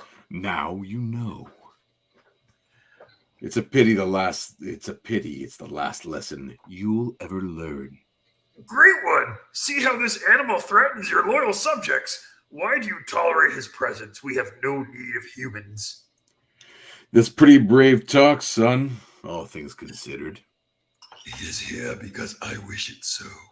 He is useful to me, Ravik, as are you. But such usefulness, like my patience, is finite. Do not push your luck too far, either of you. Terminator, take your cadre to the final siphon point. You know what to do there. Ravik, your objective is the X-Men. I want them alive and undamaged. Is that understood? Ravik the Ravager shall not fail, my dreadlord. The X-Men are as good as taken. I love this drawing, again, of Darkseid. I don't understand how Simonson chooses, like, when not to, like, to put these marks in on the fingers, like, how it's not a solid black, but it's just like these brush strokes that, obviously it's in the pencil, and then Austin is inking over, but it just looks so raggedy and powerful. I love his work, and Austin is a great compliment to him, so that's really cool to me. I don't know if you guys like it or not. You guys are lame. You don't like nothing. It looks cool, man. It looks great. Listen, Well, friend of the all show, together. Walt Simonson, does a great job. Okay. True. By Friend the of way, I sent show, you guys a message in the Walt. private chat, and while I read this narration, feel free to check it out. The X-Mansion within the hour. Wolverine's concern was justified. Xavier has been driving himself too hard all evening, taxing his admittedly prodigious abilities to their limit and far beyond. And the inhuman strain has at last taken its toll. Once more, he sleeps. But this time, he remains on guard. Who? Your reign of terror is over, evil one. The moment of your death is at hand. No!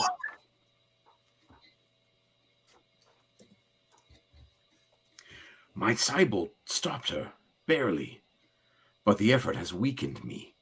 At first glance, I mistook her for Jean, but she's just a child. Who is she?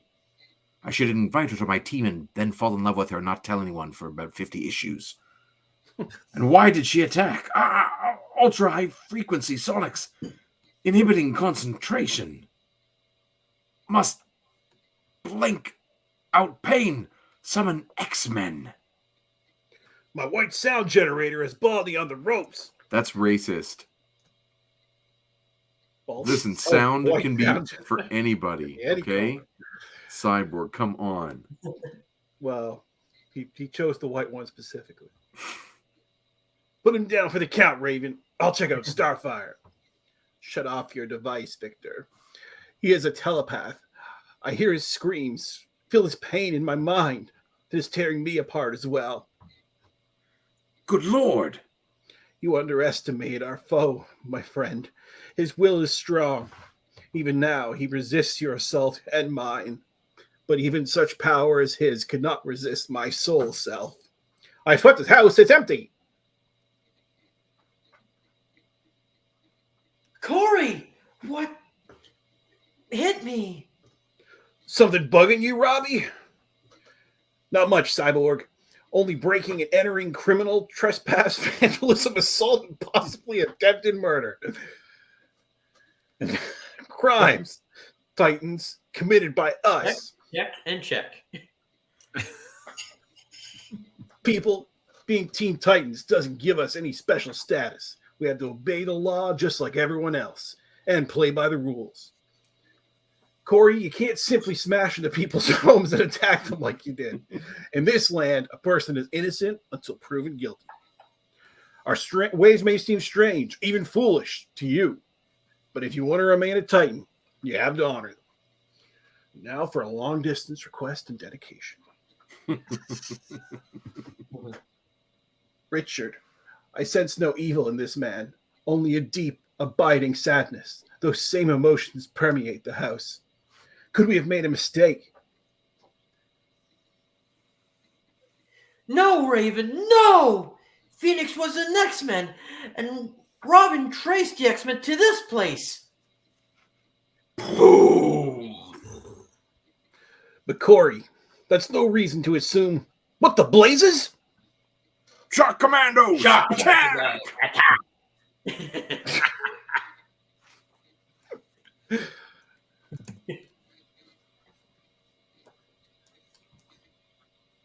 Go ahead, it's okay. Remember the briefing. This armored one must be Colossus. My Dino Blast bazooka will take care of him. Boom. Then it's Wally's turn. I touched the mouse and I am Wally's Wolf. Okay. These creeps think they're the X-Men. But who the heck are they? Where do they come from? And what do they want with a gang of outlaw mutants? A speedster. It must be a recent arrival. No matter, with the twist of a dial, I can increase the efficiency of my battle suit to the point where the youth now appears to me to be moving in slow motion.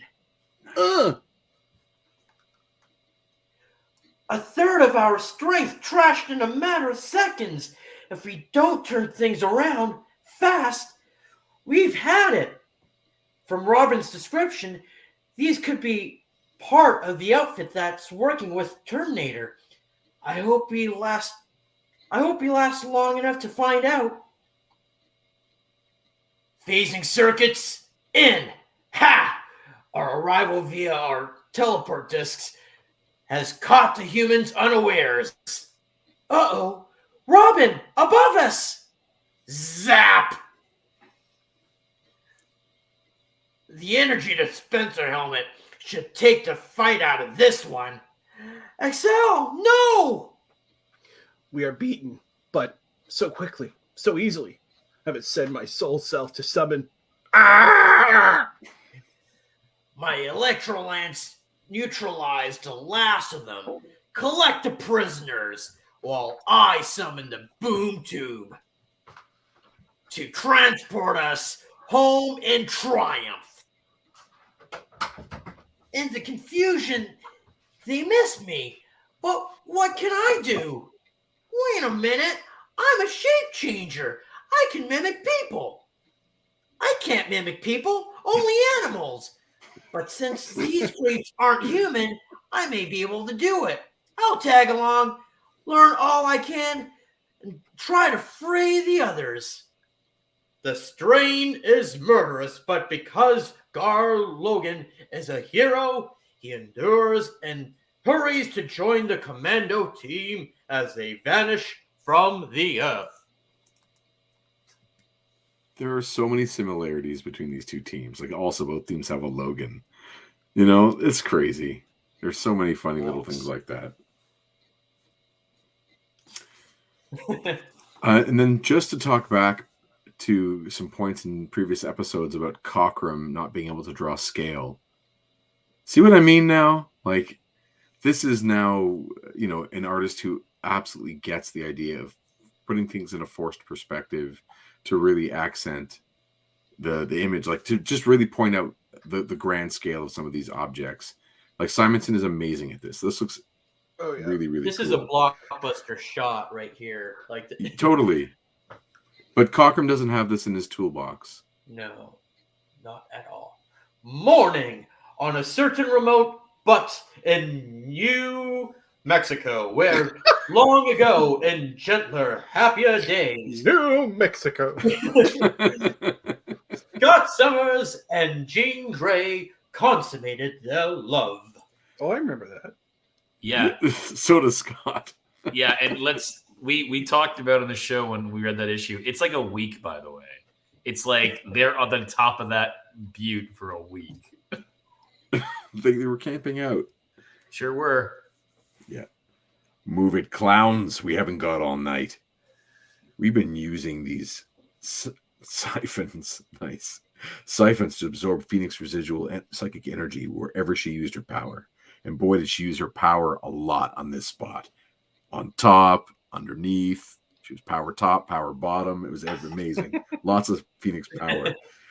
From Antarctica to Chicago to here. This is the last and biggest module.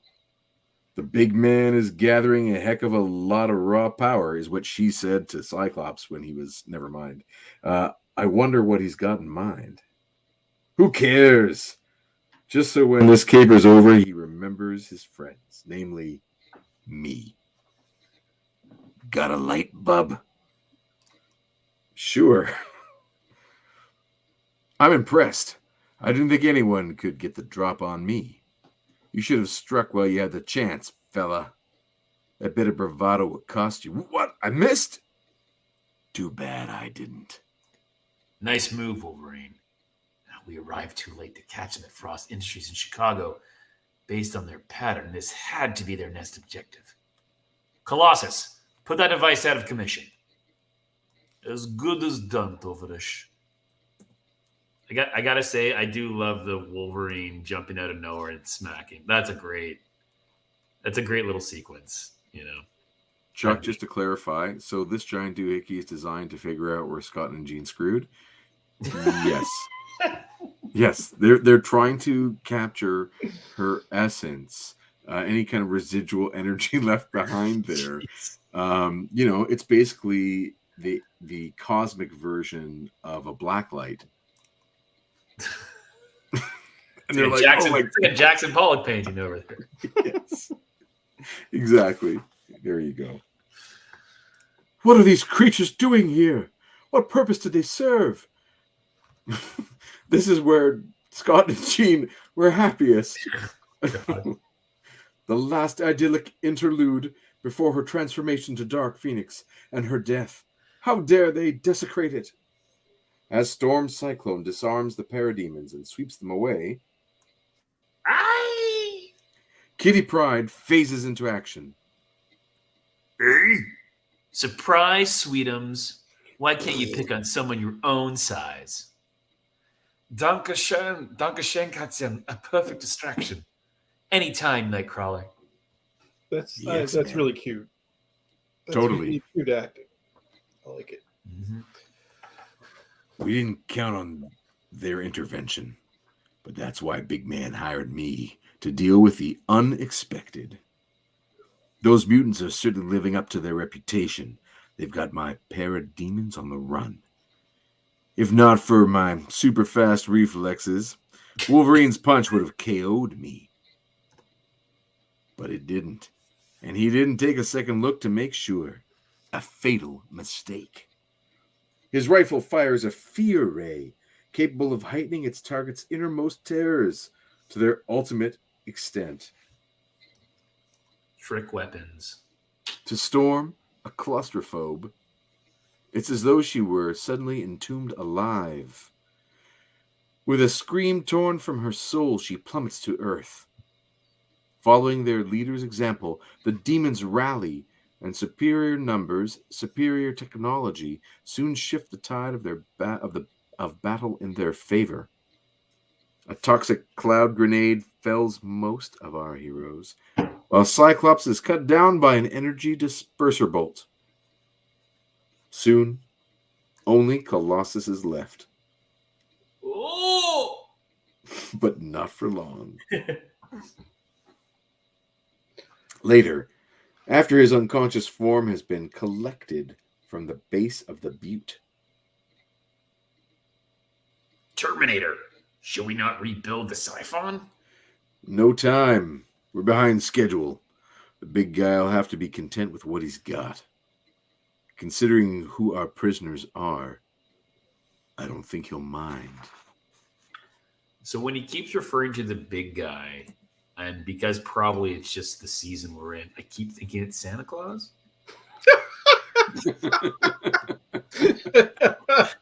And I keep thinking how much more fun of a comic it would be if it was Santa Claus. Another crazy example of Simonson just flexing on yeah, scope this and must scale. have blown minds in '82. Yeah. This. I was looking up online to see if any of the original art from this had surfaced. And because Simonson is famous for not selling any of his pages. But I wonder if this is one of those times, and nothing showed up. I'm wondering if this is one of those times where, he had to, as part of his deal, like, Terry Austin got a certain amount or whatever it might be. But nothing showed up online. Just some recreations were available. People had done of the cover and such. But yeah, this stuff would be so great as an artist edition. I wonder if IDW would be able to work out something for like an artist edition of this stuff. Oh, they could probably do that. Yeah. If anybody could, that might be like the best way to do it. I'm a bit of a Simonson mark, and I've become a bit of a Simonson artist edition mark too. And there are so many of his that are available. So this would be an easy yes on my part if it ever showed up that way. But yeah, this page is just mind blowing. Oh yeah, so cool. And like the color palette is also just really limited, and it works. You don't need to overcolor. Keep it simple. Really nice. Just focus on the line work. Just appreciate all that Walter's out there. It's gorgeous. It's epic. It really is an awesome use of rainbow in the background too. All the energy coming off on the far left. It's really, really just a gorgeous spread. This is the Wall. It stands beyond the Promethean galaxy at the end of all things, where the physical universe merges with the domains of imagination and the spirit. From the moment of creation, it has stood inviolate. But now, the ultimate barrier has been breached. Streamers of raw energy, the lifeblood of the source, rip through the ether, random, unfocused, awaiting only some entity to give them direction, to put them to use. That entity has arrived. Great one. The X-Men are yours. Wow, I'm just staring at this. It's so good. If this is your idea of a joke, Ravik, I am not amused. Excuse me. True, you've captured the X-Men's mentor, but alone he is hardly sufficient for my purposes. These other creatures are unknown to me. Dreadlord. They are. Go ahead. Oh, I thought I last read him before, but Go for it. Dreadlord. They were the X-Men's dwelling. Their descriptions and abilities matched. Face it, jerk. You screwed up. Did they? Those aren't the X-Men. You snatched the Teen Titans. Terminator. I have good news and bad news, boss. The good you see before you. 6 mutants, signed, sealed, delivered. I'm yours. Great song. The bad is that before we could capture them, they trashed your siphon gizmo in New Mexico. We weren't able to retrieve any Phoenix energy from that site. That is unfortunate. Those residual emanations were practically intense. Particularly intense. However, the loss is not critical. Hey, by the way, look at that panel that we just read, and look how much that middle guy looks like a Cylon from Battlestar Galactica. Oh yeah. Yeah. Yeah, he's got to pull from somewhere. Right? That's good. Easter egg. I like it. The more I see and hear, the more. Wait, he says? Oh, That's Gar. Oh, right. The more I see and hear, the more scared I get. What the heck have we stumbled upon? No, what the heck have we stumbled into? Everyone's attention's on the boss. Great.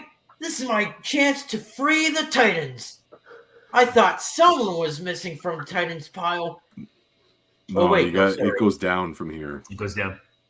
Oh, By the way, by Rob, the way. Oh, no, sorry.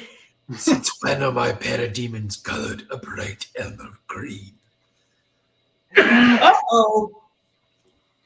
I thought someone was missing from the Titans pile. Pleasant dreams, changeling. This is the second time he stacked panels this way, and it just does not work. No. No. They try to compensate with like the speech balloon placement, but Yep. It's very confusing, especially since this time it's meant to be read left, left, right, and before it was left, right, left. Right. Yeah. Eisner would not be happy with this. Nope. Ah! Okay, I think my dark side is failing me.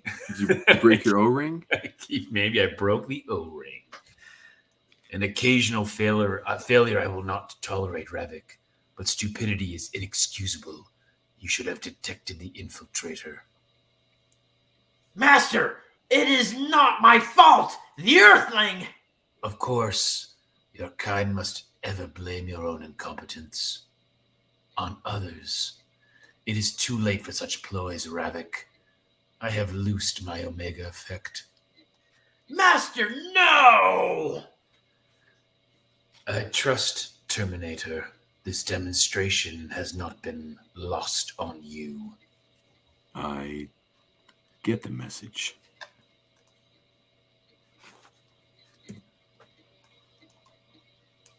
In time, our heroes recovered consciousness.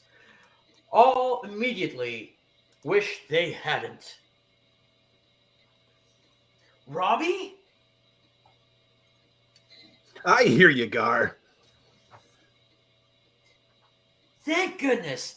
I hate saving the universe by myself. I think Starfire's got the X-Men pegged wrong. They were captured, just like us.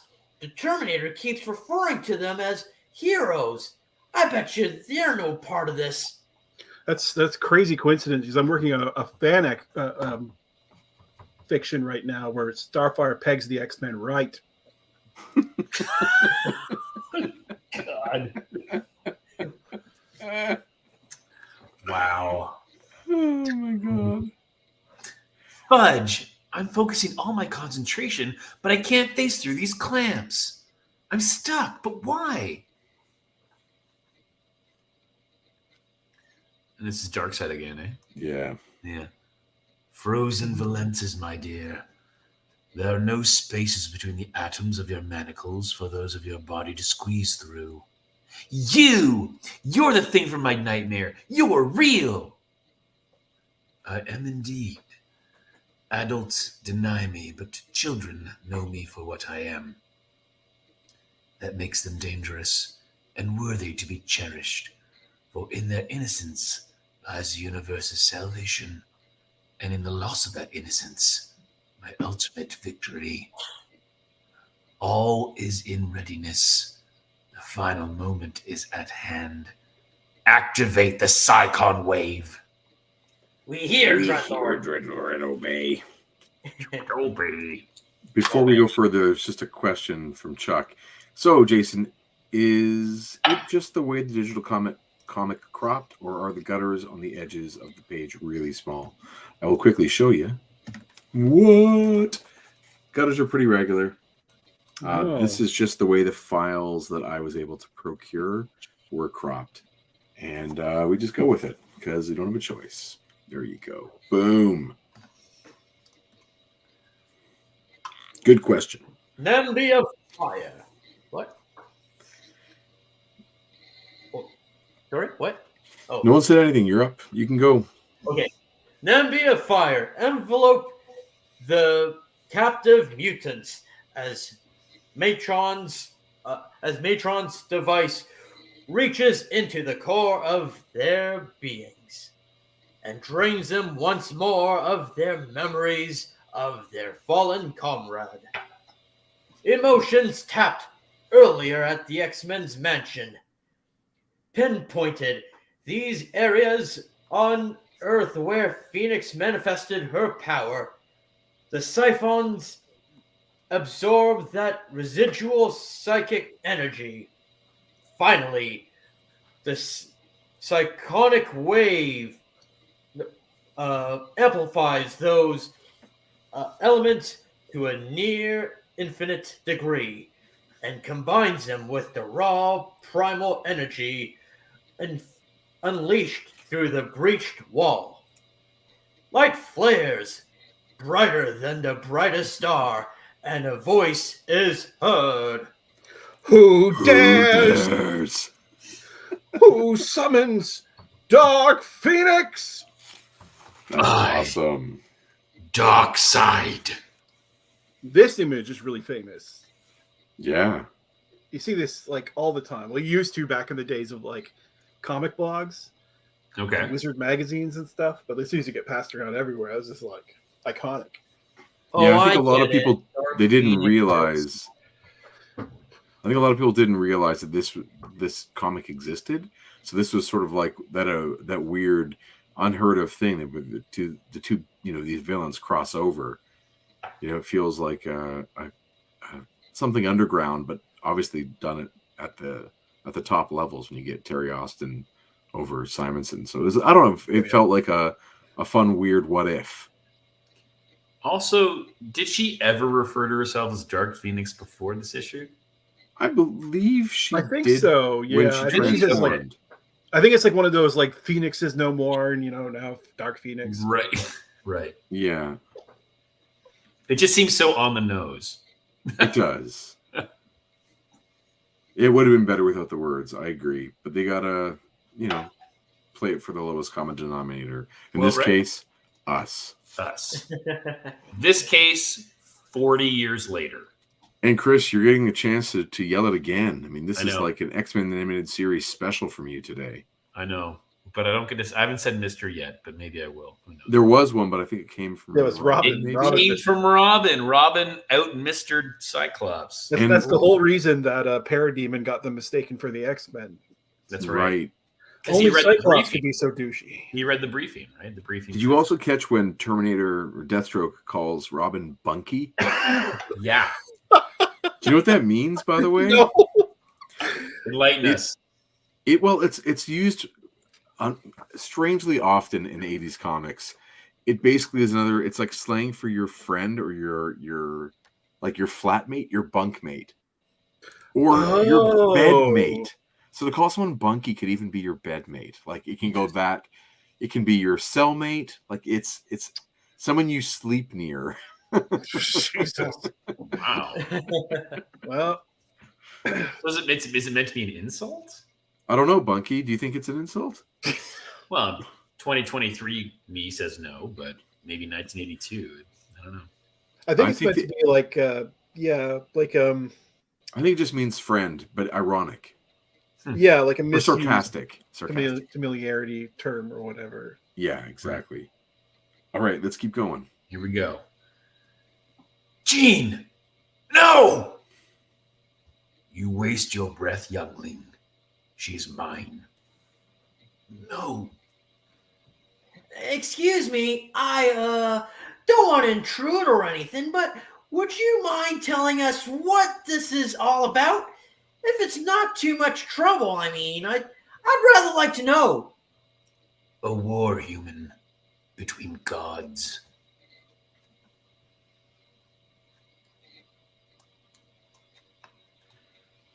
Wah, wah. That's your I line. wonder. Oh, when sorry, that was- I didn't see that part. I had to ask.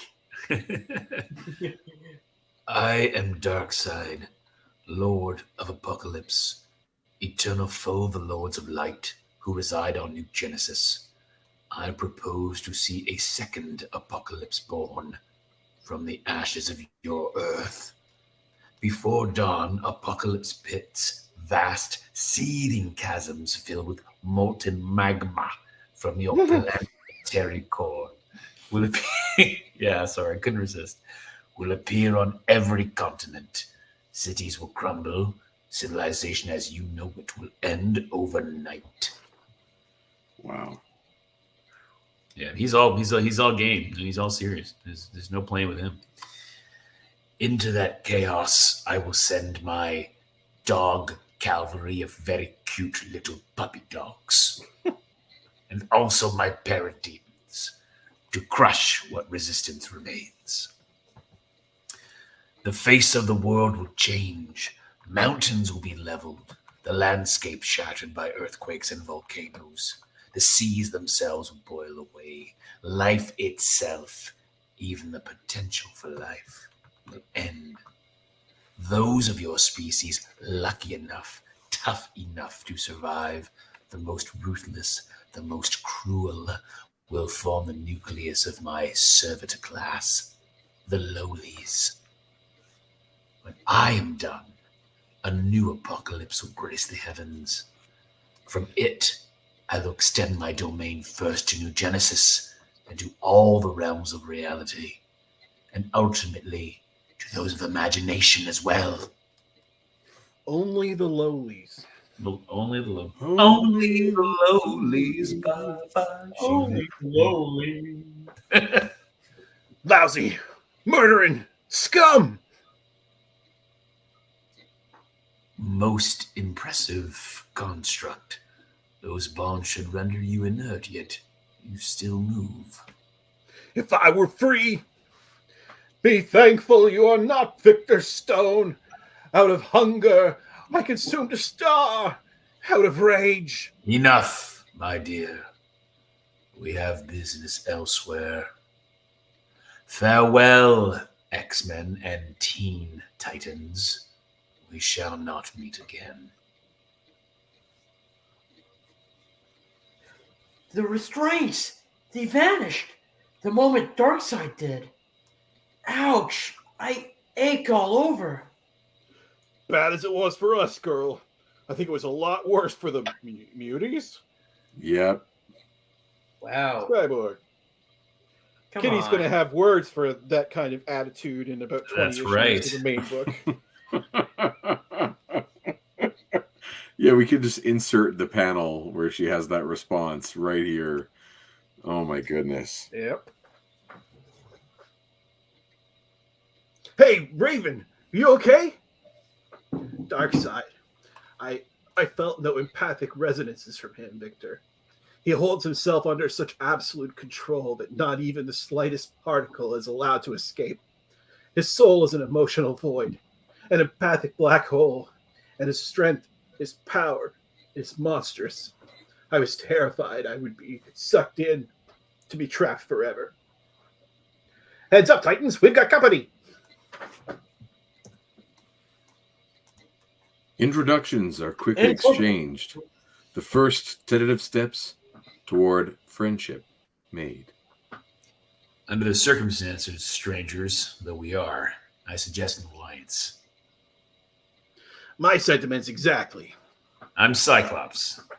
Casey Kasem, pleased to meet you. I've got a request for you. Gee, that green guy looks about my age. He's kind of cute, too.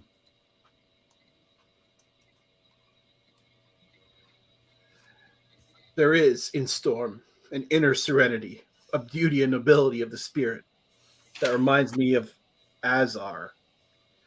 Yet her companion Wolverine possesses the capacity for violence, greater even than Coriander's. It's so close to like Coriander. Around him, I was forever be on my guard, Yeah. lest his inner fury strike me down. Or colander, too, right? Like, it's so close to colander. That's the word I'm looking for. Yeah. Right? You know, you're like washing out your vegetables. And, I spook the bird lady. I wonder why. So I'm looking at the clock. It's 10:55. This seems like as good a place as any. Mhm. I mentioned in the chat, with you guys, should we break this into a two-parter? And I did not get it. Well, Jason, you said that you're good with it. Oh, yeah. David, I you meant, didn't like, say yes, though. This, Like I wasn't what I sure. meant was yes, because this page was like very far away when you asked that. So Oh yeah, and probably. the full final act is ahead of us, and there's Yeah. lots to talk about too, including the fan fiction sequel that the four of us are going to work on, Mm. which doesn't have the pegging. But you In know, mine, Robin's physique makes Cyclops very self-conscious. You can tell he's sucking in his gut. that's true. Middle panel. It's true. Very That's great. concave. Yeah, no, it's a good panel though. I like it. Oh yeah, it's amazing. It's phenomenal. So you guys are okay with doing a part 2 next week? I am. I'm Yeah, down. I'm good. All right. Well, that's as good a place as any. Then I mean, it's again a great splash we get from the amazing Walt Simonson. I really love Terry Austin over Simonson. I think they make a really great mix. I don't know about you guys if you have preferences to who draws or who inks over Walt, but that's a top one for me at the moment. Yeah. So I liked how they have their just on that splash. Maybe we'll talk about it next week. But I like they have their counterparts, right? So the metal men are against, right? You got Cyborg on one side and Colossus, and then you've got the hair, you got the gals, you've got Firestar and Storm. Just so much hair on both sides. yeah, Both, like, dying to ask who the other one's hairdresser is. and the parallels between the two teams, like you said, the Yeah. metal men, you know, these sort of archetypal leaders. You get the two youngsters who are there for comedic relief, the big hair, And then the dark, and they're both darker exotic, right? Yeah. They're both like other colors and exotic Yeah. in the 1980s Chris Claremont kind of way that he would think that's interesting. You know what I mean by Have you that? ever thought about having a rainstorm shower? You know, like, Exactly. you're- You know, you get also, if you throw Phoenix back into the mix, you get these female characters with like the danger inside them, but who are bird themed. Yeah. Both Raven and Phoenix, you know, like the potential of being the destroyer. Yeah. And then Yeah. you have Kurt, Kid Flash, and Wonder Girl as and the rest. Right. And the other ones. Yeah, the Professor and Marianne, you know. Right. Little Yeah. Cyclops, Little Robin, and the rest. Yeah, it seems Yeah. like it would have been really funny to do a Legion of Superheroes. It would have still worked, you know. I mean, in terms of the loose plot, with Darkseid being an enemy. Oh, of yeah. all. You could basically do the exact. Well, you have to have a time travel thing stuck in there, but Sure, but once you start breaking the source wall, you can kind of do anything. So, Well, it did wouldn't you be as- guys? Oh, go ahead. no, go ahead. I was just going to say it wouldn't be as cool today to look back on it. That's what I was going to say, Cyclops David. Like, just shaking because, hands with Cosmic Boy or whatever. Who cares? yeah, Right. exactly. Like, there's no comparable. Like, those two teams are still standout teams because of the media that, right? Like, Legion is, who knows where Legion is? I don't know. So, Well, there have been appearances here and there, but they've never had Right. 3 shows on of their characters at Yeah, the same. there was a moment pretty in good time. Legion of Superheroes cartoon shortly after the Teen Titans. When you say Remember pretty two good, are you seasons? being generous? No, I'm not. I mean, there's no like I can't like say there's a standard episode, but it's something you could put on and not want to turn it off. Fair. mm, I really enjoy the Legion appearances on Justice League, especially the one where Supergirl, spoilers, where she joins the team. Brainiac 5. Oh, the Justice League Unlimited episode. Yeah, it's at the end of her arc, right, where she's now wearing the version of Cal's suit that matches Yeah. her, and Jon Stewart have their mentor-mentee relationship, and he goes with her to the future, and she decides to stay. And there's like the All awesome grown thing up. where I think Jon Stewart has to tell Superman when he gets back, like what happened. I believe he's the one that has to say, like, yeah, she said goodbye. And it was a really good one with her. But it endeared those characters to me, the ones on the Legion of Superheroes. They're Other than actually that, I like- haven't had too many Those great were, like, experiences. Really great long-term storytelling, like from DeBruce Tim to like Dwayne McDuffie taking over, and like, yeah, just great investment of the characters. They're actually my favorite DC team, personally. Like that's a career ambition of mine to get to draw Legion. Whereas, like, I really want to draw Robin and Nightwing, but the rest of the Titans aren't that high on my list. But I really like if pie in the sky, I would love to be like the artist on a Legion series. I really like their costumes. You hear that, world? You hear that, YouTube?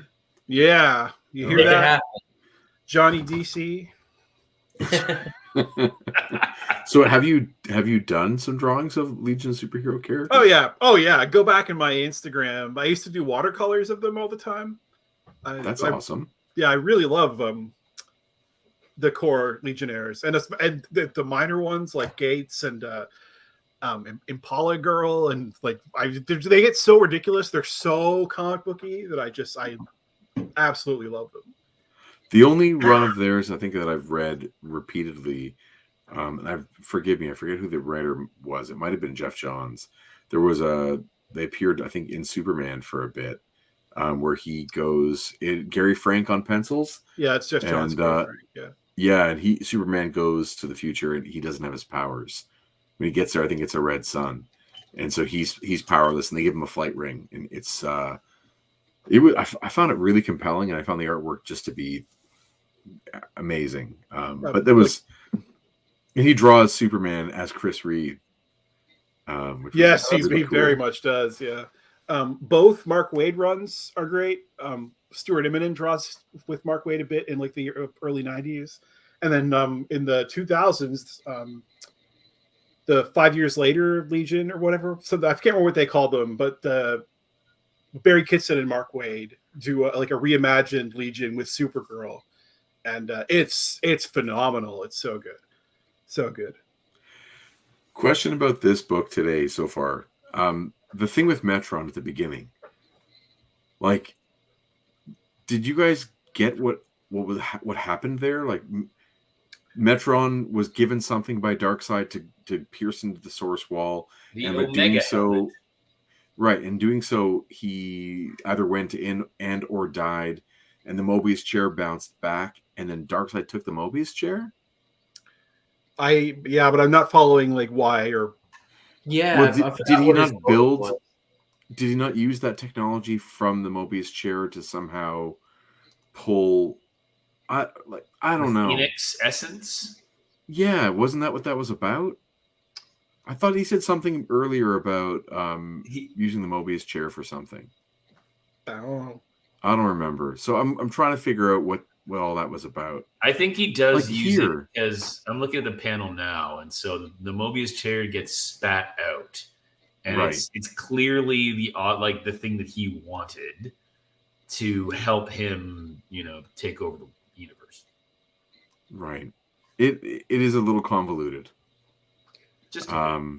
Yeah, but whatever gets us to this panel doesn't matter to me in terms of plot. There are very few toilets at Apocalypse, so any throne at all is a valued prize. Yeah, but what do you think those huge hell pits are? Right? It's Why like do you think everyone's so angry all the time? They just basically you go to the hell pit and you stick your bum over the edge and you just hope. It's kind of like the troughs at the old hockey arenas, like Maple Leaf Gardens. There was pooping troughs. What? One day when we're in person, I'll tell you my experience at Wrigley Field. Dear God. In Chicago. But yeah, there's just that story. But anyway, that I think brings us to the end. Wow.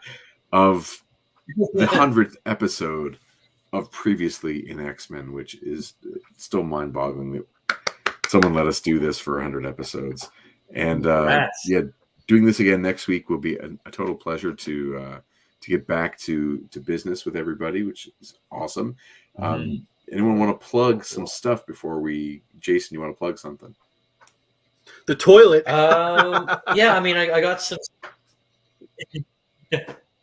Later on this month, Howard the Duck 50th anniversary.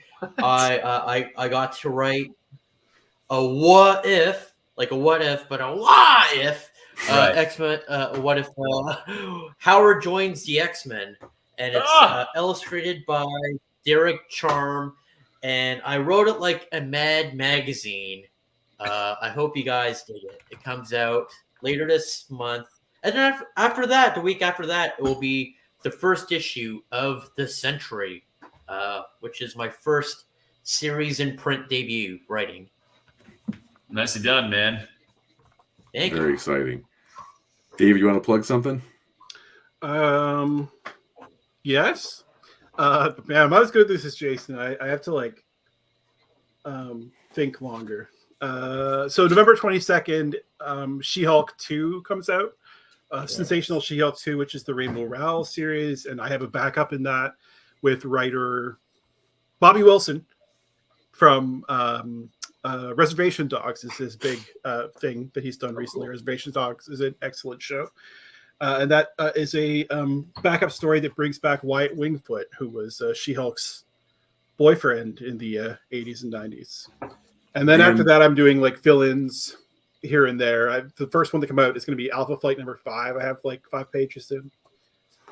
I got to draw the whole team, basically. No, Sasquatch isn't in the story, so I didn't get to draw Sasquatch. But everybody else, I got to draw all the major ones. Not Mariana, not Box, but all the major ones. That's very cool. That's very cool. You were saying about Wyatt Wingfoot.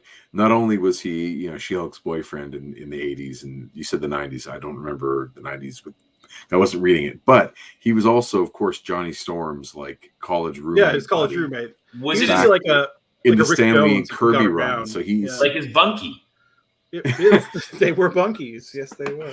So he was the human character tag along, and football linebacker or quarterback, football star that was in the Stanley Jack Kirby run, those 100 issues. So he's a core character from that point of view. He's with them when they go to Wakanda and meet Black Panther. He's the guy. He's with them everywhere they go. He was modeled after the late Jim Thorpe. Oh yeah. Does he have a job? On Yeah. He's Johnny's buddy. Right, but I mean, if you're gonna go to a new place like Wakanda, are you just gonna bring one of your your kids' friends along with you? Yeah, they were bunkies. I mean, if they're bunkies, then maybe it's a different story. Yeah.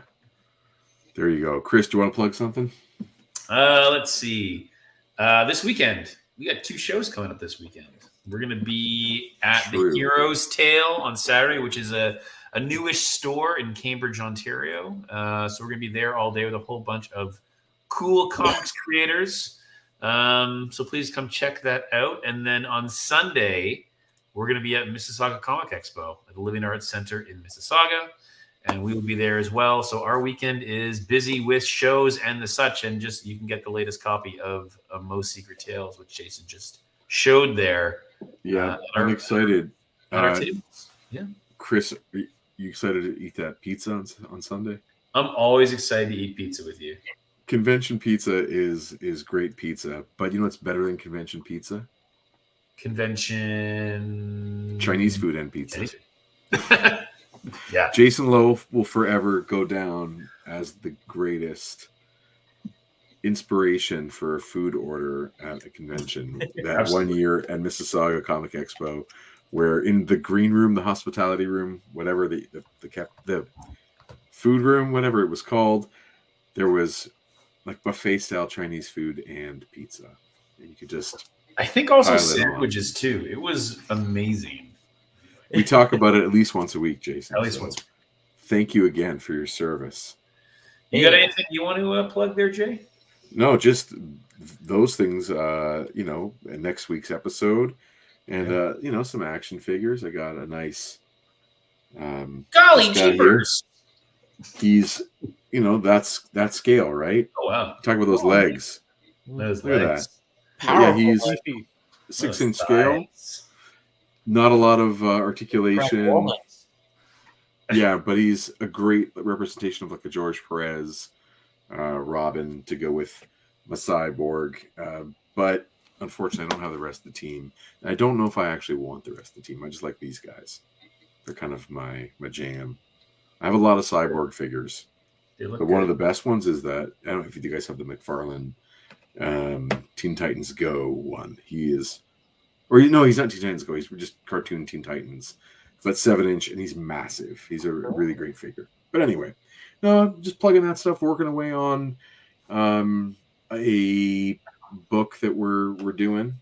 Mm-hmm. Working away on one of our books. I'm on the book layout side. right? Using some InDesign software and desktop publishing stuff. And then we're going to start our next Instagram daily comic in a few Holiday weeks. special. Yeah, for December 1, Holiday we're going to start. Season for giving, and we want to give back. It will be our fourth Instagram comic that Yeah. we've done, where we post 3 panels every day for a month. And, we don't spend more than an hour working on the page, or those panels, I should say. And it's resulted in already 3 have gone to print, right? 2 are out of print. This one's sold out, and that one's sold out, so they're out of print. All we got left is that one, which is the best one, I think. But I'm really excited to get started on the new one, and we haven't announced it yet. Haven't said the name. No. I guess we'll keep that all for leading up to December 1st. Jason, what was that? Jason, what was that? Oh, I see. It's my custom Shang-Chi action figure. Ooh, Nice. Nice. Where'd you get the T-shirt? It was custom made from eBay, and the head was also custom made, and I just bought some rings from Michaels to add to make his 10 rings. Nice. And he's got nice sneakers on too. Trying to make That's awesome. a casual modern Shang-Chi. I got to do a story for him that's coming up later in December. That's very cool. David, you had something in your hands too there. Is that more? Oh, that was just Bishop. Why can't I remember? He was doing this. He was looking for an assassin. Assassin. Assassin. Hey, have you guys heard when X-Men 97 is coming out? Early 2024 is the last I heard. I can guarantee you there's a lot of angry toy and merch companies because the Christmas season is just Right. there's X-Men 97 stuff everywhere and no kid knows what it is. So that's all else. Right. Mm. And then there's also What If Season 2, the end of December, right? That's like the 23rd or 20. That's meant to come the end of December. Oh, that's still a thing. It's still a thing. Yeah. Yeah, Toy Speaking Rensu of animated says, series. Yeah. Toy Rensu says that Wolverine, that 97 Wolverine is the best Legends Wolverine to date. Yeah. I do not disagree, man. I love that figure. That looks Love cool. it. Love it, love it, love it. I prefer the Love Triangle 3-pack Wolverine. That's just me. What do you prefer about it? The yellow. He also has the battle damaged head and bone claws. Does it Yeah. come with the picture?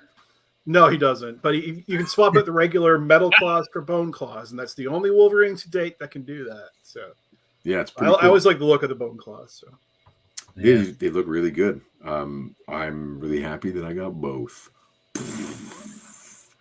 But I do love playing with this one regularly. He's the pinless, the whole thing, the new face. oh, he's pinless. He is. It Take back looks everything I like, said. That's a lot. That means a lot.